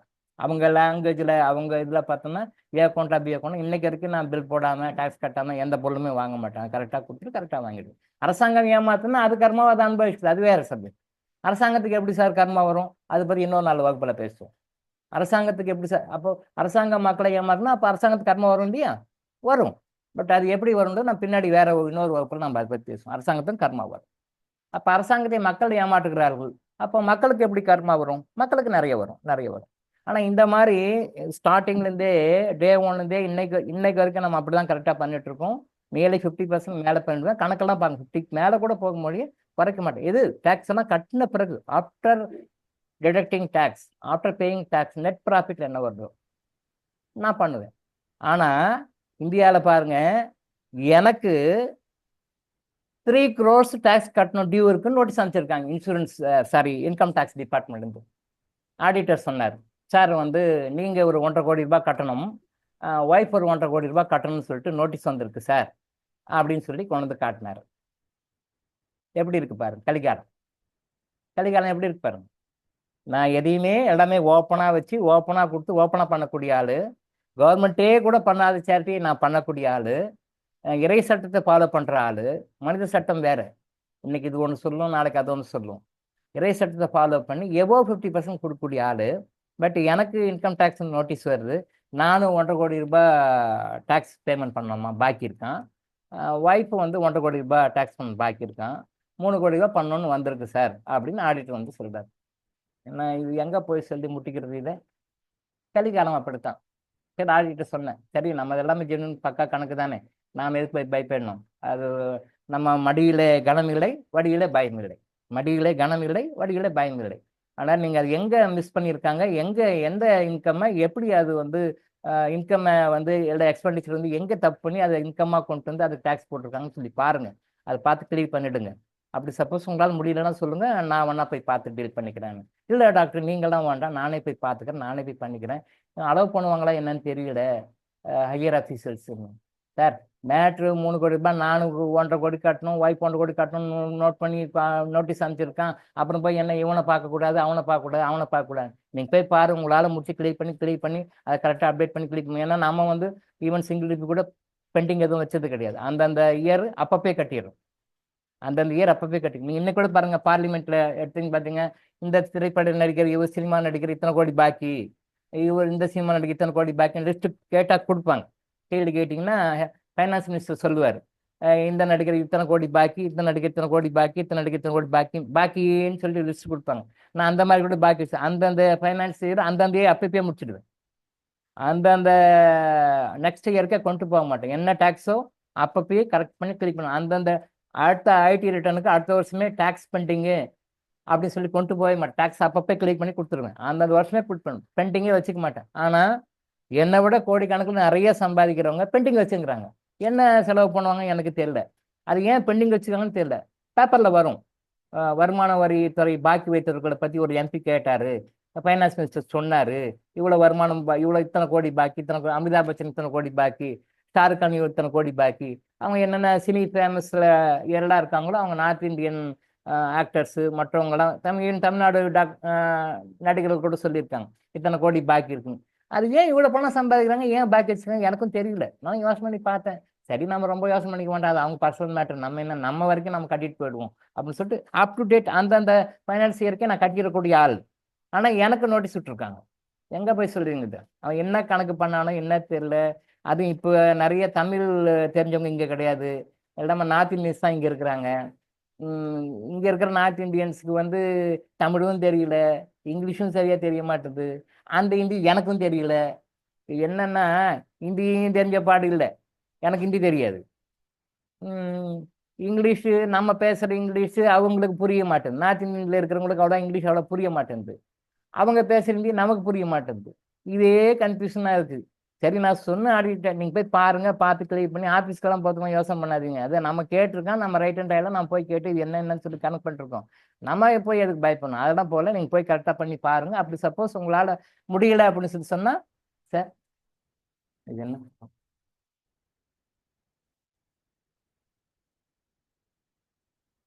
இது என்ன பிளாக்கேஜ்?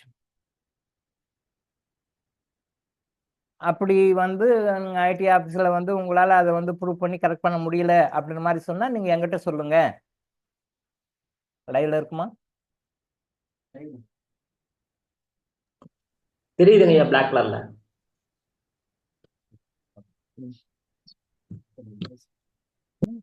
ஆடியோ கேட்கும், வீடியோ கேட்கும். வீடியோ வருது சார், ரெண்டும் வருது சார். ஆனா பிளாக் கலர்ல இருக்க ஒரு கருப்பா தெரியுது என்னன்னு.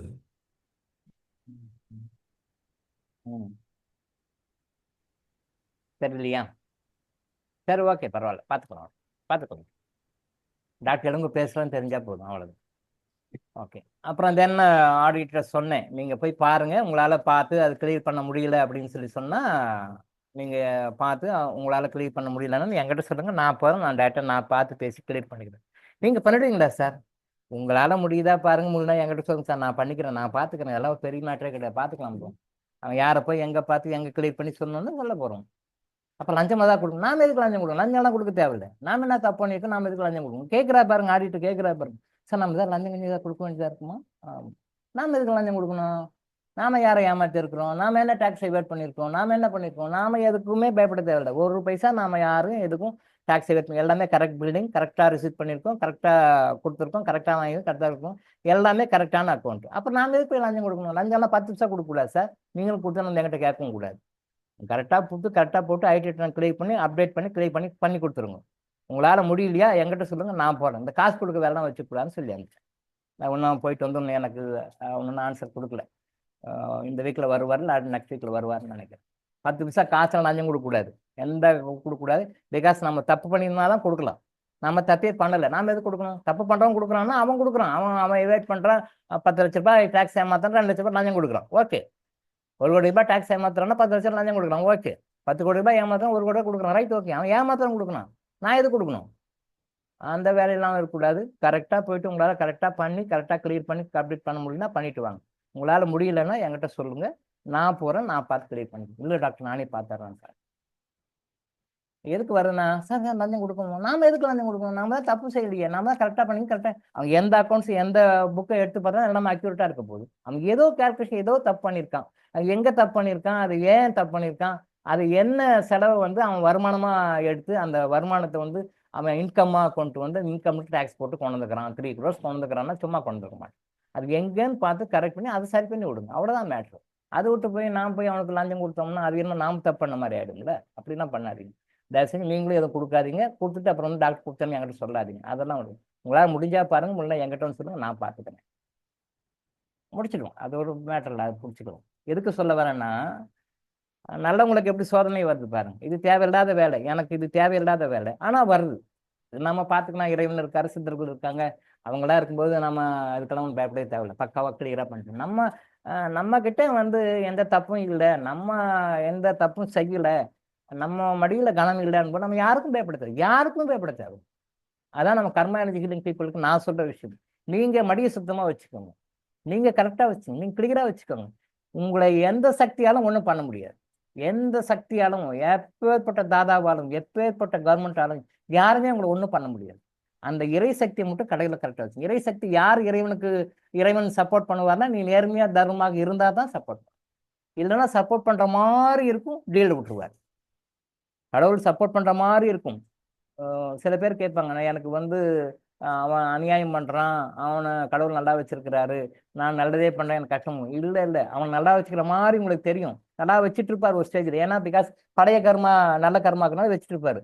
அது கர்மா தீர்ந்ததும் அப்படியோ அபோன்னு விட்டுருவார், அவன் வீழ்ந்தே விழுந்துருவான்.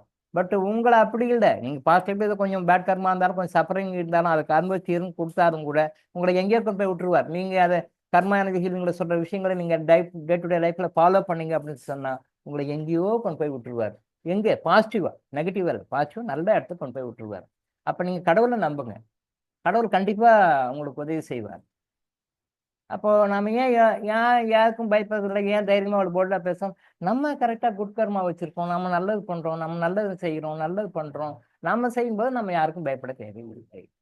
என்ன டாக்டர் நீங்கள் மட்டும் ரொம்ப தைரியமாக போல்டாக இருக்கிறீங்க? இதுதான் காரணம். தைரியத்தின் காரணம் என்னன்னா, நான் நேர்மையாக தர்மமாக நான் நடந்து கொள்கிறேன், நான் இறை சட்டத்தை முழுவதுமாக ஃபாலோ செய்கிறேன், இறை சட்டத்தில் நான் எந்த குறையும் வைக்கிறது இல்லை. அது டே டு டே லைஃப்பில் each and every second I am following these rules laws given by the Almighty God. அதை நான் ஃபாலோ பண்ணுறேன். அதனால் நம்ம யாருக்கும் பயப்படுத்தேன். இதை நீங்கள் ஃபாலோ பண்ணி நீங்களே யாருக்கும் பயப்படுத்த. எந்த சூழ்நிலை வந்தாலும் எந்த கடங்காரம் கத்தி வச்சாலும் தூக்கு தண்ணியும் கொடுத்துட்டோம்பா அப்படின்னாலும் உங்களுக்கு வாழ்க்கையில நீங்க நினைக்கிற உச்சக்கட்ட துன்பம் எது நீங்க நினைக்கிறீங்களோ, எந்த துன்பமாக இருந்தாலும் கர்மாவை மட்டும் சரி பண்ற வழியை கரெக்டா பார்த்துங்க. கடவுள் உங்கள் காலடியில், நீங்க போய் அவர் காலில் விழுவணும், அவர் உங்க காலில் விழுவார். இந்த டெக்னிக் நான் சொல்லும்போது ஏதோ எதுகை மோனியா சினிமா டைலாக் சொல்றேன்னு மாதிரி நினைச்சுக்காது. இது உண்மை, இதை அனுபவிச்சு பார்த்தா தான் தெரியும். இதை நான் அனுபவிச்சிருக்கேன், அனுபவிச்சவங்கள நிறைய பேர் நான் பார்த்துருக்கேன், அதனால நான் சொல்றேன். இது பொய் இல்லை, இது புனை சுருட்டு கிடையாது, இது ஏதோ எதுகை மோனைக்காக சொல்லக்கூடிய சினிமா வசனம் நாடக வசனம் கிடையாது, இது உண்மை. கர்மா எனர்ஜி ஹீலிங் மட்டும் நீங்க கரெக்டா ஃபாலோ பண்ணி பாருங்க. கடவுள் உங்க இழுத்து இழுப்புக்கு வராரா இல்லை நீங்க அவர் இழுத்து இழுப்புக்கு போறீங்களான்னு பாருங்க. கடவுள் உங்களை இழுத்து வருவார். உங்க கதவை தட்டி வருவார். உங்களுக்கு என்ன வேணுமோ செய்வார். நீங்க நினைச்சே பார்க்காத, கேட்கவே கேட்காத எல்லா விஷயங்களும் உங்களுக்கு செய்வார். கண்டிப்பா செய்வார். அதுல மட்டும் நீங்க மாற்று கருத்து வைக்காதீங்க. டாக்டர் இளங்கோ நம்புறீங்க நம்பலன்றது வேற சமாச்சாரம். அது டாக்டர் இளங்கோ விட்டுடுங்க. கடவுளை நம்புங்க. நான் அதை தானே சொல்றேன். என்ன நம்புங்க அப்படின்னு நான் சொல்றேன். அது ஒன்றும் இல்லைங்க. எல்லாரும் என்ன சொல்லுவாங்க, என்ன கும்பிடுங்க, என்ன வழிபடுங்க, என்ன நினைச்சுங்க. நான் அப்படிலாம் சொல்றேன். கடவுளை நம்புங்க, கடவுளை நம்புங்க. கடவுளை என்ன சொன்னா அதை ஃபாலோ பண்ணுங்க. உங்க துக்கங்கள் சந்தோஷமாக மாறும். யோவான் 16:20 அதிகாரத்துல சொல்லியிருக்காரு இல்லையா, உங்கள் துக்கங்கள் சந்தோஷமாக மாறும். நம்ம அடிக்கடி அந்த கோட் சொல்லுவோம். எப்ப மாறும்னு சொல்லல, எப்ப மாறும்? கர்மா எனர்ஜி ஹீலிங்ல சொல்லுகின்ற விஷயங்கள் டே டு டே லைஃப்ல அப்ளை பண்ணி பாருங்க. உங்களுடைய அனைத்து துக்கங்களும் சந்தோஷமாக மாறும். உங்களுடைய அனைத்து துக்கங்களும் சந்தோஷமாக மாறும். அப்படி நீங்க இதை ஃபாலோ பண்ணி மாறலை அப்படின்னு சொல்லவே முடியாது. நீங்க ஃபாலோ பண்ணி மாறலைன்னு சொன்னீங்கன்னா அதுக்கு நான் ரெஸ்பான்சிபிள், நான் உங்களுக்கு பதில் சொல்றேன். ஃபாலோ பண்ணி மாறலைன்னா அங்க நீங்க எங்கேயோ தப்பு பண்ணிக்கிங்கன்னு அர்த்தம். நான் பலமுறை சொல்லியிருக்கேன், இந்த விஷயத்த ஃபாலோ பண்ணி உங்களுக்கு ஒரு கஷ்டம் வருது அப்படின்னு சொல்லி சொன்னா நீங்க அங்க எங்கேயோ ஃபாலோ பண்ண தப்பு பண்றீங்கன்னு அர்த்தம். அதை ஒரு 1 to 1 இன்டர்வியூ பண்ணி கரெக்டாக பண்ணி கட் பண்ணி கொடுத்தீங்கன்னா வந்துடுவீங்க. தப்பு நம்ம கிட்ட தானே ஒழிய கடவுள்கிட்டையோ கர்மா எனர்ஜி ஹீலிங் சிஸ்டத்துலயோ கிடையாது. தப்பு நம்ம கிட்ட தானே ஒழிய, நம்ம ஃபாலோ பண்ற முறையில தானே ஒழிய, நாம சரியா கடைபிடிக்காதனால தானே ஒழிய, நம்முடைய அப்ரோச்சில் தான் ஏதாவது தப்பு, தடங்கள், பிரச்சனைகள் எதாவது இருக்கும் ஒழிய இறைவன்கிட்டையோ கர்மா எனர்ஜி ஹீலிங்லையோ ஒரு காலத்திலும் தவறு வராது. பிகாஸ் இதை நடத்தவர்கள், இதை சொல்பவர்கள், இதை செய்பவர்கள், இந்த அனுகிரகம் கொடுப்பவர்கள் இறைவனும் சித்தர் பெருமக்களும். புரிஞ்சுக்கோங்க. சரியா? 6:30 ஆயிடுச்சு. இன்னைக்கு இதோட முடிச்சுக்குவோம். நாளைக்கு மீண்டும் சந்திப்போம்.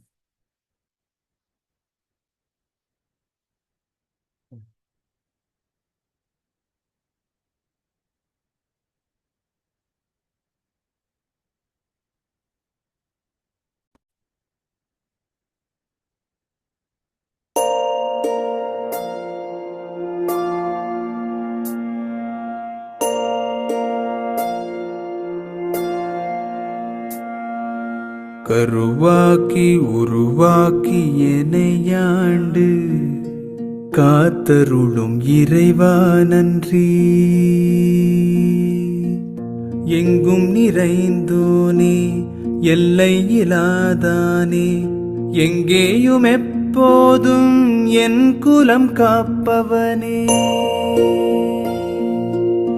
நெஞ்சம் துணிய துணையாய் வருவாய், நேர்மறை உணர்வுகள் பெருகிடச் செய்வாய். உடலில் உறுதியை பெரிதாய் தருவாய், உனை உணரும் அறிவை என்னுள்ளருள்வாய். சுற்றமனைத்தும் காப்பவனே, செய்தொழிலில் ஏற்றம் தருபவனே, எடுத்த செயலில் வெற்றி கொடு, என் ஆற்றல் பெருகிட அருளை கொடு.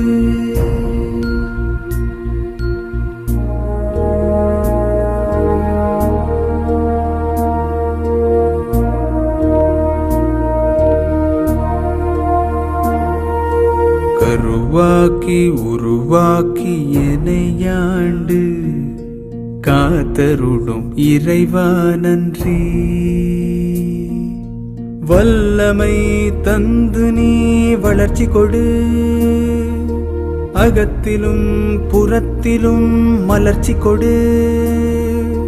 வளர்ச்சி கொடு, மலர்ச்சி கொடு, வளர்ச்சி கொடு, மலர்ச்சி கொடு.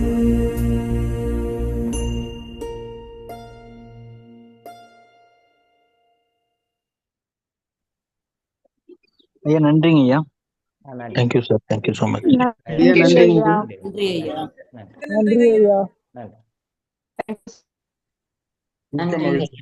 நன்றிங்க ஐயா. நன்றி.